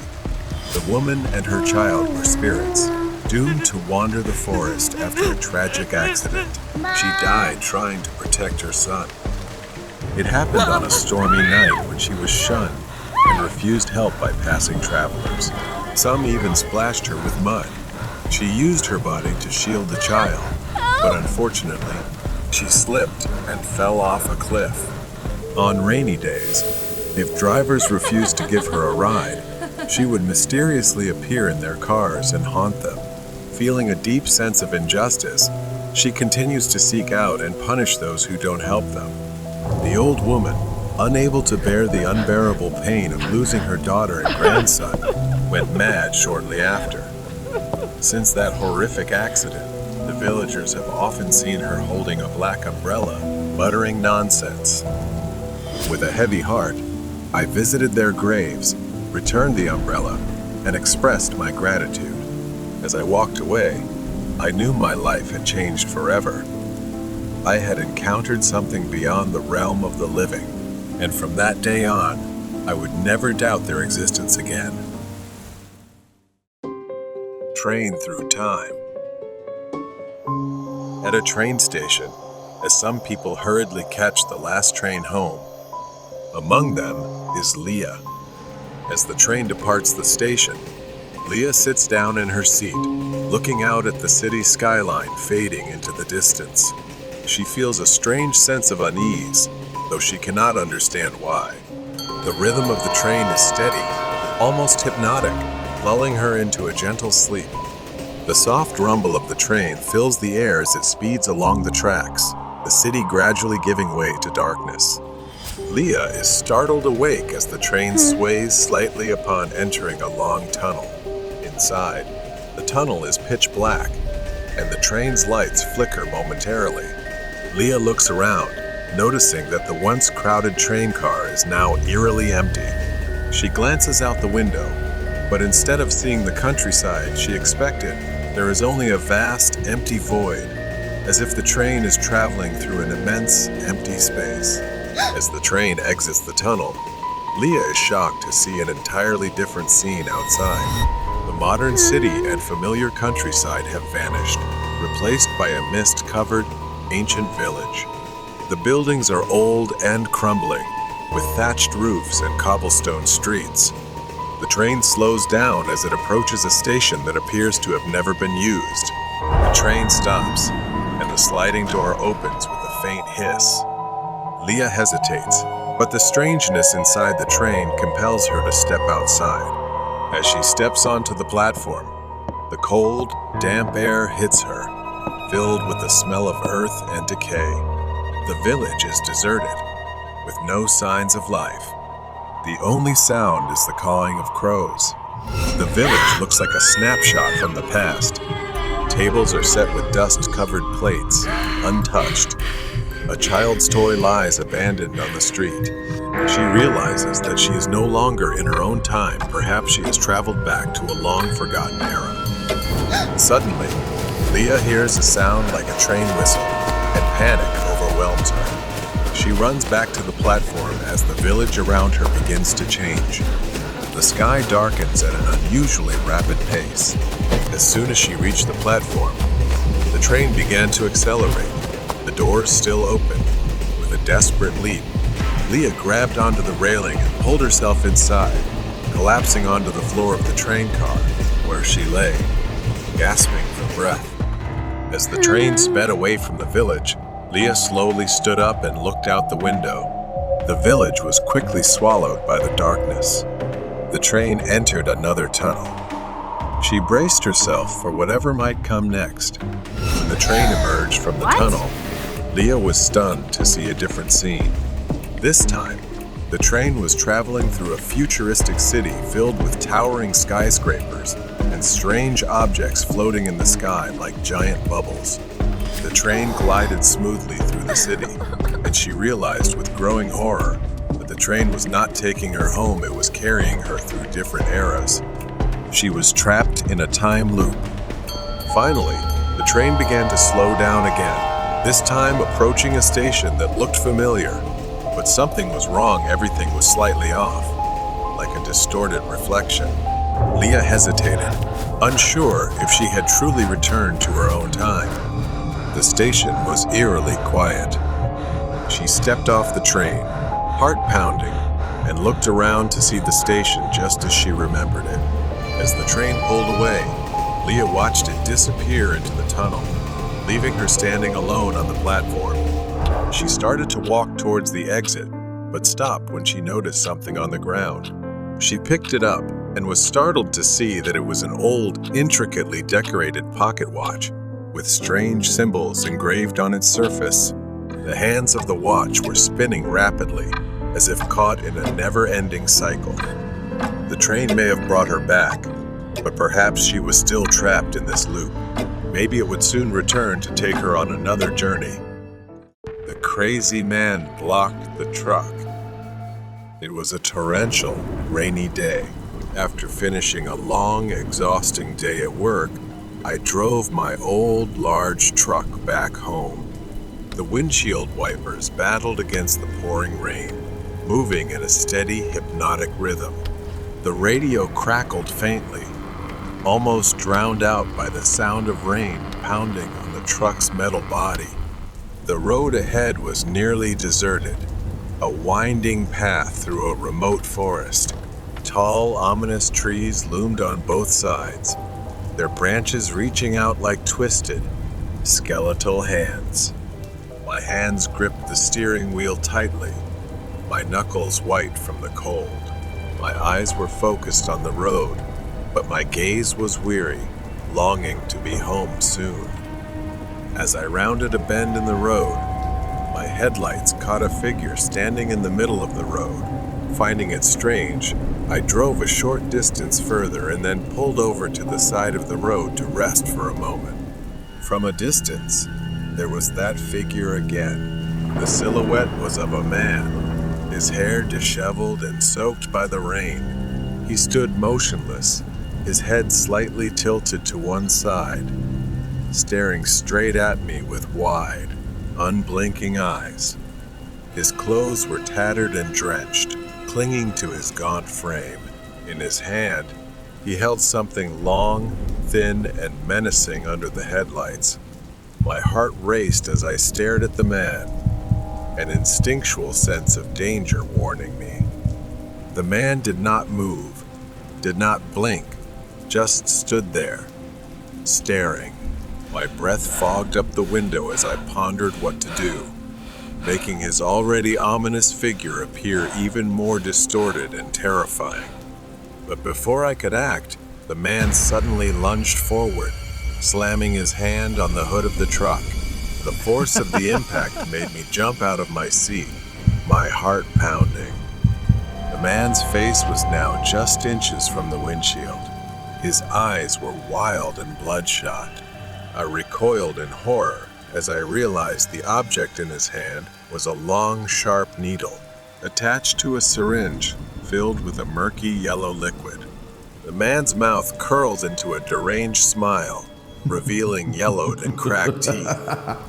He lifted the needle, tapping it lightly with his finger as if preparing to use it. He fumbled with the door lock, as if deliberately trying to frighten me. The rain outside seemed to grow louder, darkening the scene with a rising sense of dread. The man moved with terrifying speed. He lunged at the side door, yanking it open with astonishing strength. I could barely think, and there was no time to react before the man lunged at me. The syringe was raised, aimed straight at my neck. I struggled, adrenaline surging through my veins as I tried to push the man away.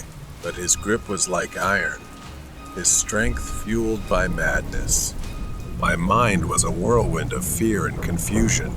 Who was this man? What did he want? Why was he doing this? The questions swirled in my head, but there were no answers, only a desperate need to survive. The man giggled, a high-pitched, maniacal sound. The needle inched closer. I twisted and turned, trying to evade it, but the man was relentless. In one final desperate move, I surged with a burst of life. I managed to grab the man's wrist. We wrestled, fighting for control. The man's eyes were wide and wild. His foul breath hit my face in a horrific gust. With gritted teeth, I mustered all my remaining strength and shoved the man back with a powerful force, sending him tumbling backward. The syringe fell to the ground, the needle shattering upon impact, the liquid inside spilling out and mixing with the rain. I slammed the door shut and locked it, breathing heavily, tense with fear. I watched as the man staggered to his feet. He let out a frustrated scream, his voice echoing through the empty forest. I didn't wait to see what he would do next. I quickly shifted the truck into gear and hit the gas, the truck speeding away from the deranged man. Exhausted and shaken from the struggle, I drove in silence, quickly contacting the police about the incident and heading straight to the hospital. The man's wild eyes, his maniacal grin, the syringe filled with that strange liquid, they all haunted my mind. After the police investigated, they finally apprehended him and placed him in custody for psychiatric treatment. It turned out he wasn't just targeting me. He was after others as well, all as part of the twisted pleasure of a deranged mind. The Yin and Yang Train. The Midnight Express was a train shrouded in mystery and fear. It was said to appear only once a year on a stormy night, traveling through the remote countryside. Legend had it that those who boarded the train never returned. As a journalist for a local newspaper, I had always been skeptical of such tales, but I couldn't resist the lure of a good story. This year, I decided to investigate. It was a dark and stormy night, fitting for the task at hand. I drove to the old, abandoned train station where the Midnight Express was rumored to appear. The station was in disrepair, with weeds growing through the cracks in the platform and broken windows staring like empty eyes. The air was thick with anticipation and the distant rumble of thunder. I set up my camera and waited, the rain pouring down relentlessly. Just as I was beginning to doubt the legend, a distant whistle pierced the night. My heart raced as I saw the faint glow of the train's headlight approaching. The Midnight Express emerged from the darkness, an old steam engine with an eerie, almost spectral appearance. The train slowed to a halt, its doors creaking open. Despite my fear, I boarded the train, determined to uncover the truth. The interior was surprisingly well preserved, with plush seats and dim, flickering lights. The air inside was cold, and an unsettling silence hung over everything. I took a seat and prepared my notebook and camera, ready to document whatever I encountered. As the train began to move, I noticed that I was not alone. A few other passengers were scattered throughout the train, all of them staring straight ahead, their faces devoid of emotion. I tried to strike up a conversation with the man sitting across from me, but he remained silent, his eyes empty and hollow. A shiver ran down my spine. The train moved through the night, the storm raging outside. I decided to explore the other cars, hoping to find someone willing to talk. As I walked through the train, I noticed the passengers all had the same vacant expressions. They seemed more like mannequins than living people. My unease grew with each step. In the last car, I found a conductor. He was an old man with a weathered face and piercing eyes that seemed to see right through me. Can I help you? He asked, his voice gravelly and cold. I told him I was a journalist investigating the Midnight Express and asked about the passengers. They are souls trapped between this world and the next. This train is their purgatory, a place where they must confront their past sins before moving on. I felt a chill as I realized the gravity of his words. "Why am I here?" I asked. The conductor's eyes darkened. You sought the truth, and now you are part of it. You must face your own demons before you can leave. Panic set in as I tried to leave the car, but the door wouldn't budge. The train began to feel like a prison, the walls closing in on me. I ran back to my seat, hoping to find some way out. The passengers' faces seemed to contort into grotesque masks, their eyes following my every move. Desperate, I looked out the window, but the landscape had changed. Instead of the familiar countryside, I saw scenes from my own life, moments of regret, guilt, and pain. The train was forcing me to confront my own past. As the storm outside intensified, so did my memories. I realized I had spent my life running from my mistakes, never facing the consequences of my actions. The train slowed to a stop, and the conductor appeared again. It's time, he said. With a deep breath, I stepped off the train and into the unknown, ready to confront my past and seek redemption. The Midnight Express disappeared into the night, leaving me alone on the platform, but no longer afraid. I had found my story, and it was one that I would carry with me forever. The Clown in the Tree. This happened to me when I was 14. It was the same year everyone was talking about creepy clowns lurking in random places. The stories were everywhere, but I never took them seriously until I had an encounter of my own.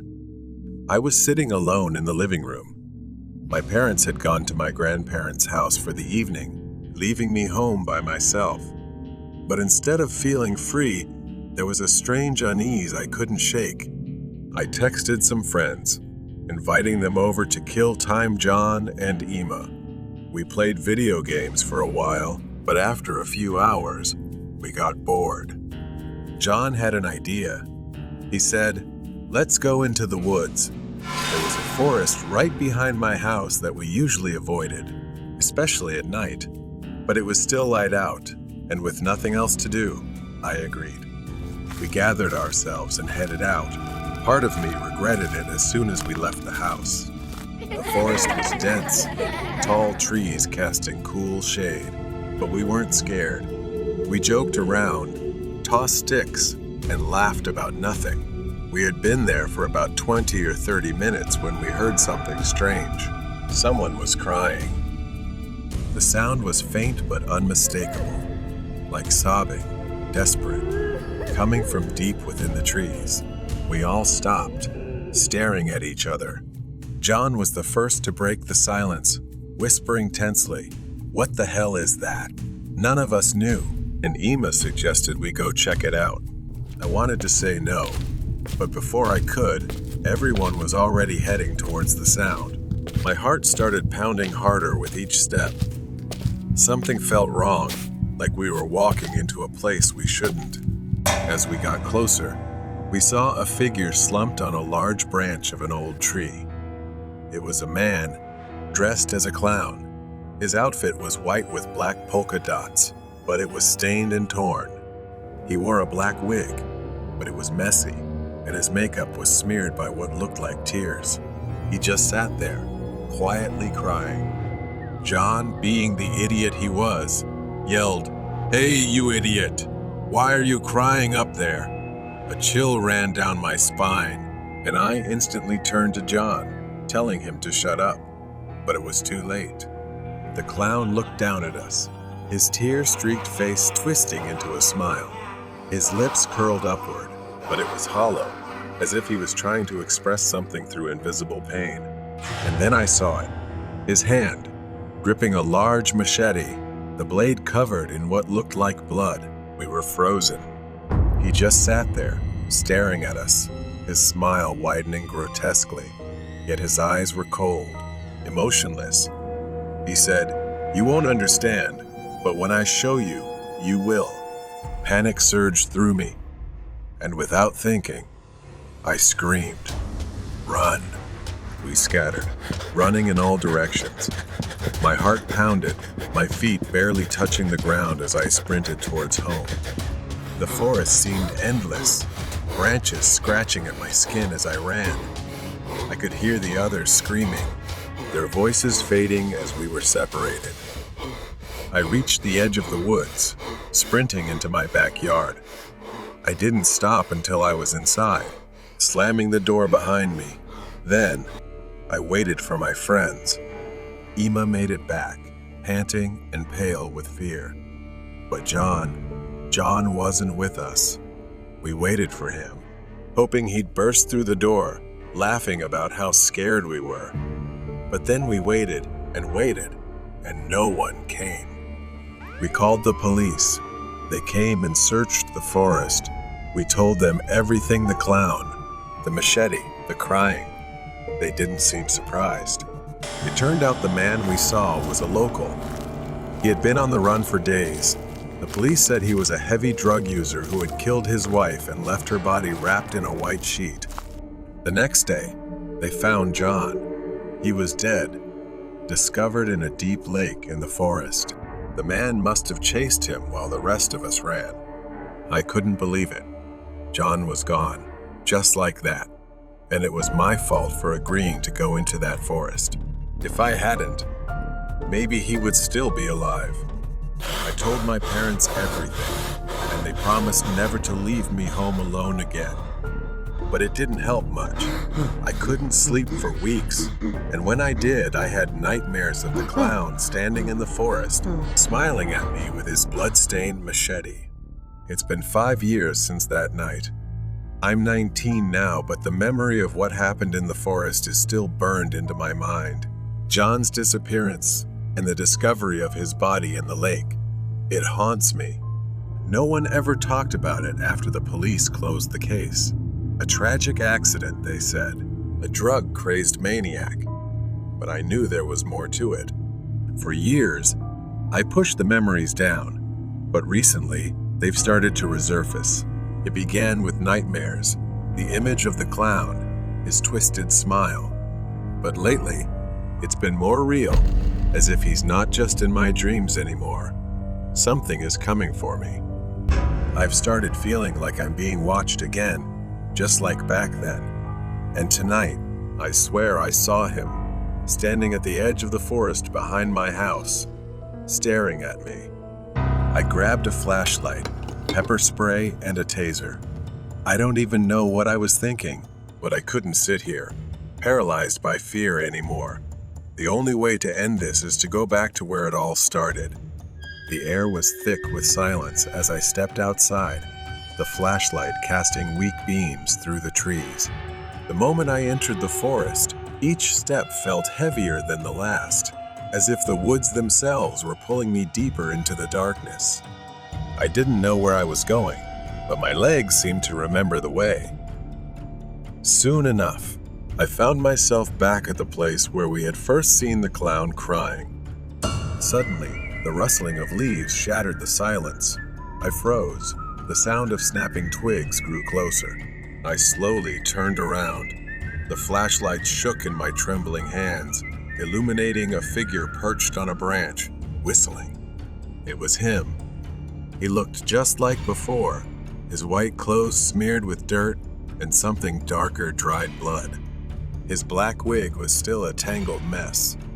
He just sat there, staring, holding the machete. The clown tilted his head, his smile twisting even more as he jumped down effortlessly, walking slowly, deliberately toward me. He said, "Welcome back." I was so angry I almost cried, yelling that I knew what he had done to John. The clown's smile faded, replaced by a fake look of pity. "You don't understand," he whispered. "I didn't kill him. He chose it." I shook my head, backing away. His words. When I ran, I remembered seeing John hesitate, standing still. He didn't seem scared, more like mesmerized. And what he said before we ran into the woods, he looks sad, doesn't he? I snapped back to reality as the clown got closer, saying that when it was my turn, I'd understand. His words hit me like a punch. I stumbled backward, tripping over a fallen branch. The flashlight slipped from my hand, flickering as it rolled across the ground. Darkness enveloped me, and I reached to grab it, but the clown's footsteps were closer now. I looked up and saw him towering over me, raising the machete. I pulled the pepper spray from my pocket and sprayed it. He staggered for a moment. But then I heard a voice that sounded like John's. "Alex, you need to leave." I don't know how. I didn't look back at the clown. I just ran. His laughter echoed behind me. Suddenly, I was standing in my backyard, alone. The forest was quiet now, the house dark and still. I rushed inside and called the police, convinced he was still out there. When the police arrived this time, he was there. They found him crouched near the lake, clutching the machete. His clothes were soaked in blood and dirt. He didn't resist when they approached. Later, they interrogated him for hours.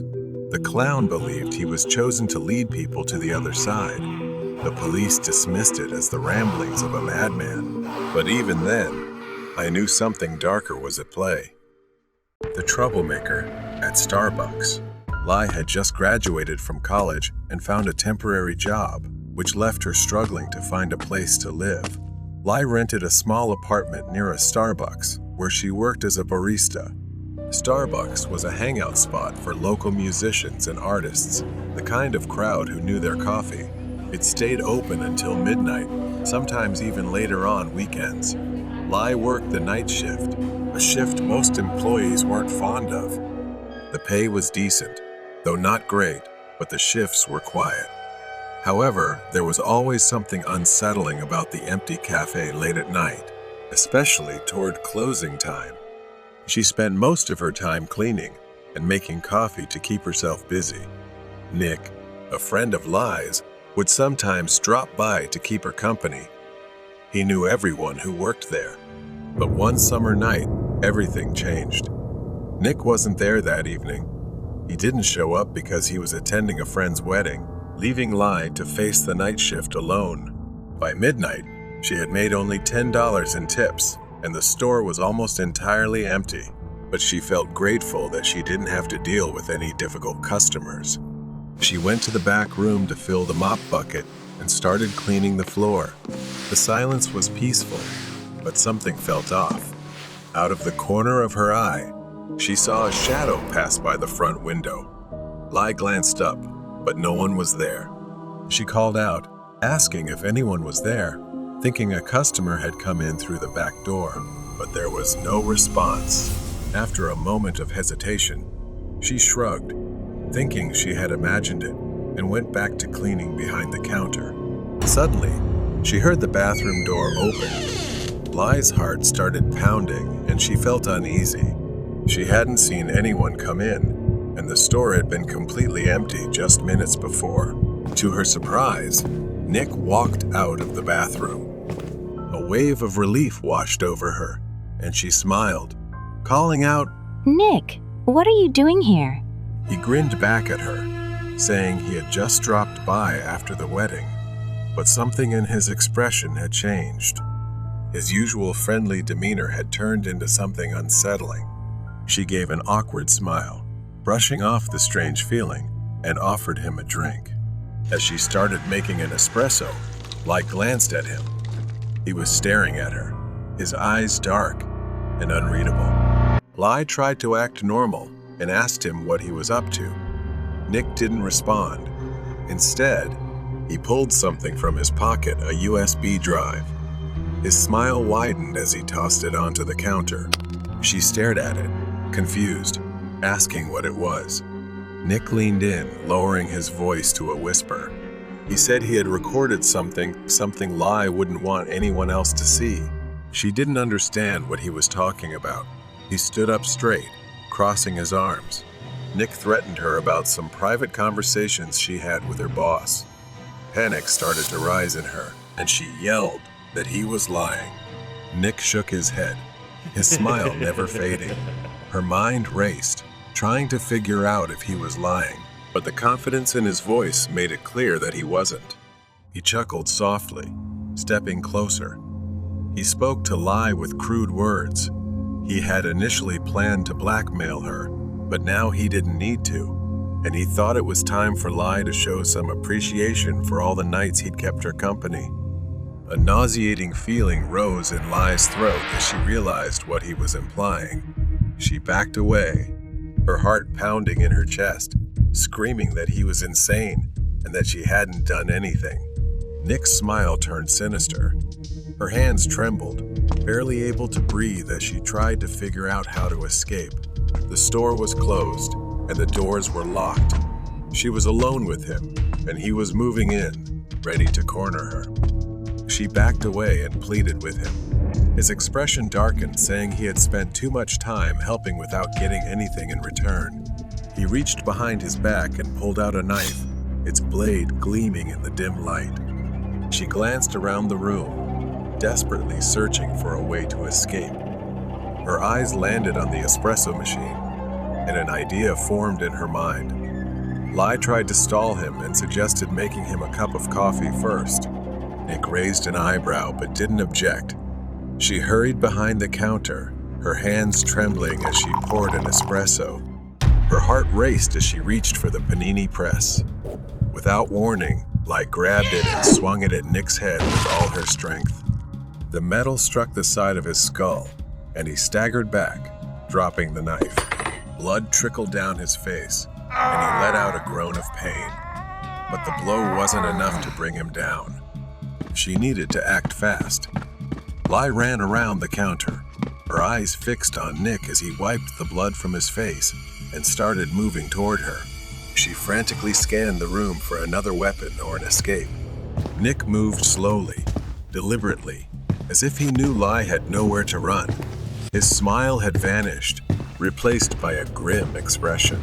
She backed up toward the rear of the cafe, her mind racing to come up with a plan. The mop bucket was still near the back door. If only she could reach it.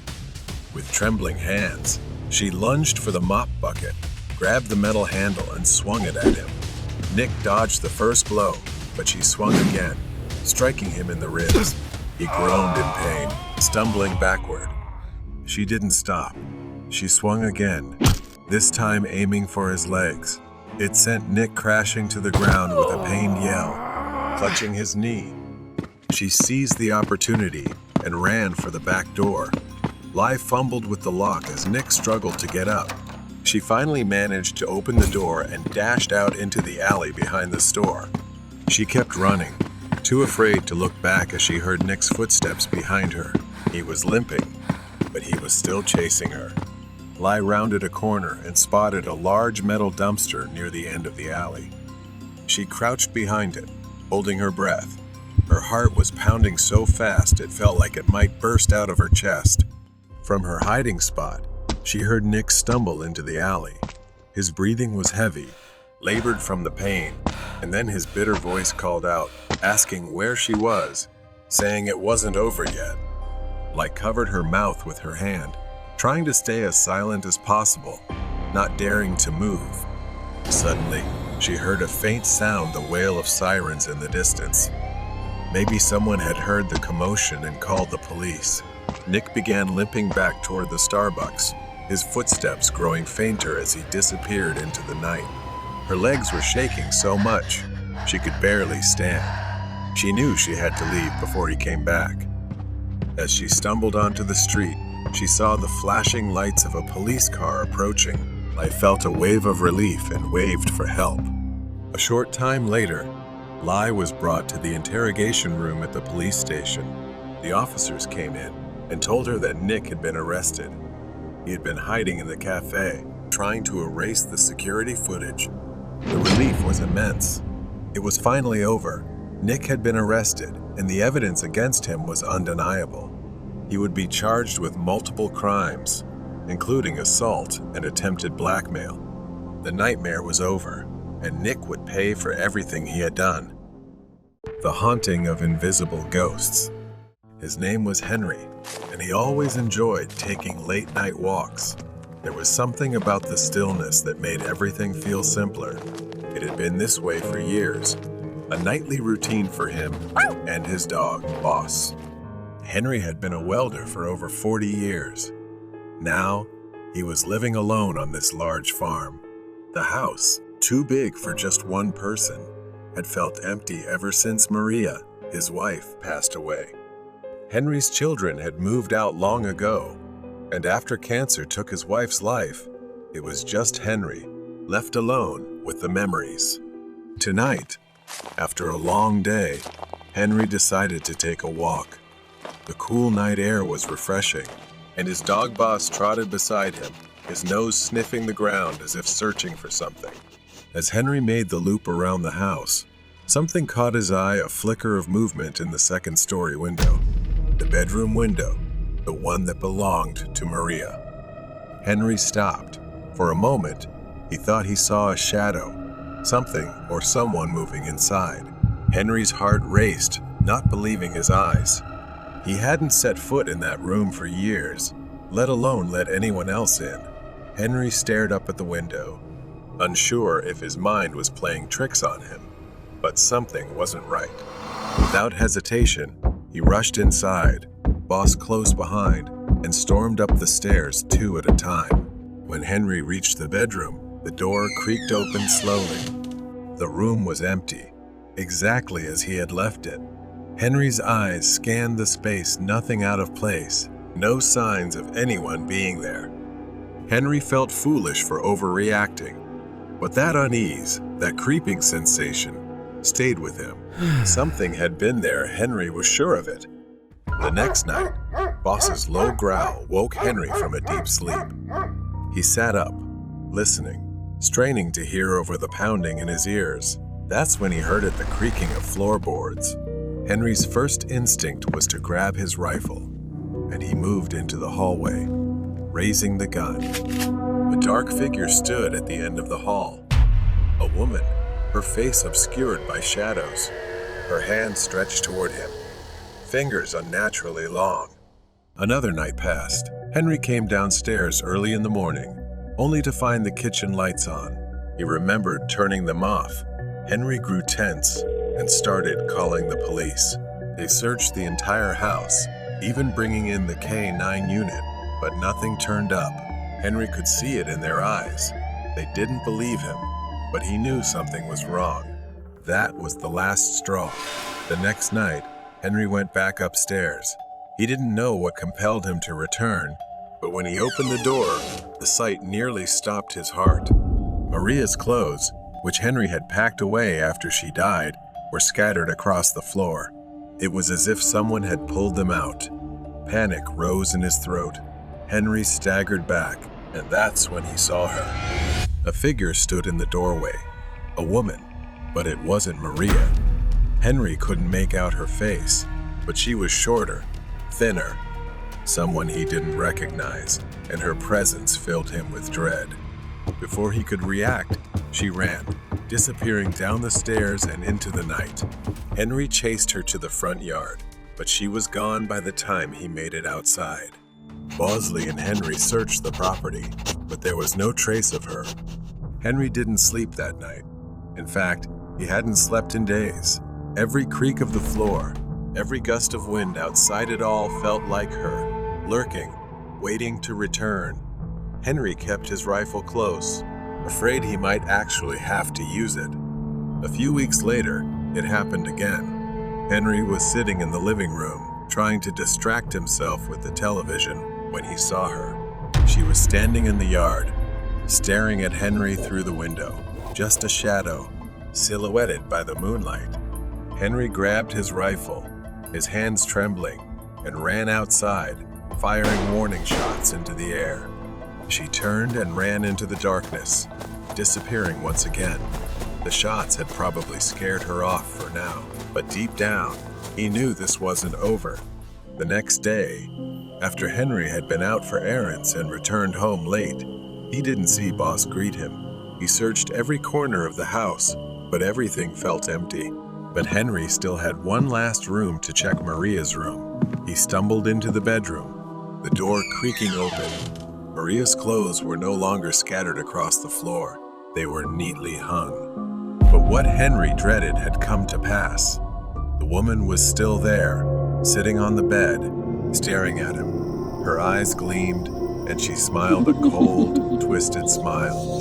She whispered that she had been waiting for him. Henry froze, shocked. He couldn't believe what he was hearing. That voice, it was Maria's. But something was wrong. It was cold, hollow. Before Henry could react, her face shifted from an indistinct blur to something grotesque, her skin melting into a monstrous form. The skin peeled away, revealing rotting flesh underneath. Her eyes sank into her skull, her mouth gaping in a horrifying grimace. Henry screamed and raised his rifle, but it was too late.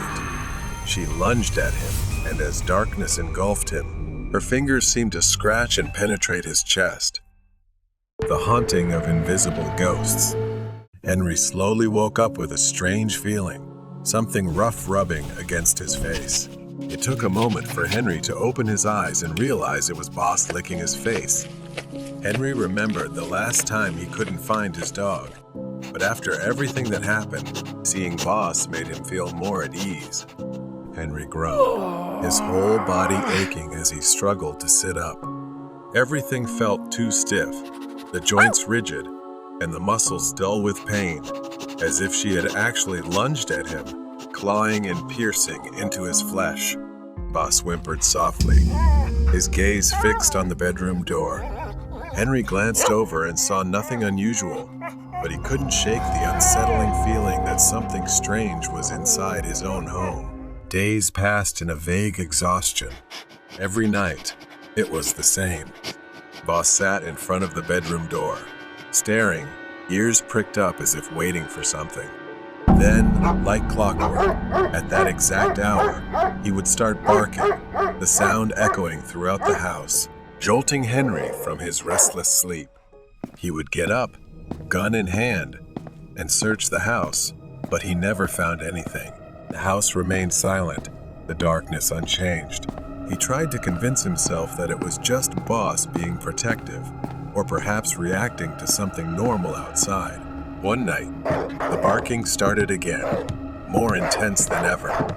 He jumped up, hurried down the stairs, gun at the ready, and froze at the sight before him. There, near the living room window, Mari was standing. Her face was gentle, hair flowing in the wind. Henry was paralyzed, an uncontrollable feeling swelling within him. Henry hadn't seen her in years. For the first time in months, he felt a sense of comfort. Boss fell silent, his barking turning into a faint whimper, as if something wasn't quite right ahead. He slowly approached the window, but then something changed. Henry stepped back as Mari's gentle form began to fade, her features distorting, as if cracking horribly, her joints twisting grotesquely, unnaturally. Her eyes seemed to darken, sinking into her face. Her mouth stretched into a wide grin, revealing sharp teeth, with black slime oozing through the cracks in her face. He suddenly realized she had come, perhaps deceiving him and appearing in the form of Mari's spirit. He knew that couldn't be his wife. The figure by the window vanished, dissolving into the darkness like smoke.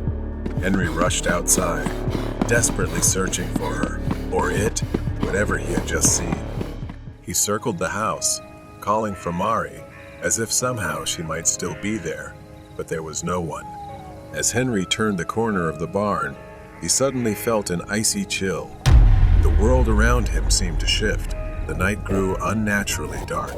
It felt like the darkness was swallowing the farm. He heard a whisper, soft and mocking. Henry. It was her voice, but distorted and broken, drawing him toward the barn. Henry pushed open the barn door, and there she was again, Mari standing motionless.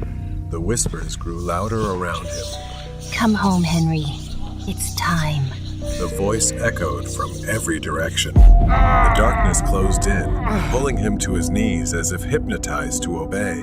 Her form began to twist again, skin peeling away, revealing a skeletal grin beneath. The barn door slammed shut behind Henry with a piercing noise, swallowing the faint light of the moon. The air filled with voices chanting Henry's name, full of malice. He stumbled back, desperate to escape, but the ground beneath him gave way, sending him plunging into a deep, cold pit. He landed hard on a damp surface. Henry reeled from the overwhelming stench of decay, and as he looked around, rotting corpses, with sunken eyes, stared back at him. He tried to climb out, but the walls of the pit were slick. The bodies began to move, their skeletal hands reaching out, grabbing Henry's legs, pulling him down. A grotesque figure emerged from the darkness above. It was her again, a monstrous version of Mari. Limbs elongated, her smile impossibly wide, filled with jagged, blackened teeth. Henry, it's time to join us, she said. Then suddenly, Henry found himself in Mari's old room. The figure leaned closer, its icy breath brushing against his skin. You can't escape, Henry. He felt an unnatural pressure tightening around his neck, and he couldn't move. As his vision darkened, it was slowly taking control of him. The first light of dawn crept over the farm. The house lay still and cold, its windows dark and empty. Boss lingered on the porch, his mournful howl echoing across the silent fields. No one knew what really happened. Henry was gone, or perhaps he was still there, but no longer himself.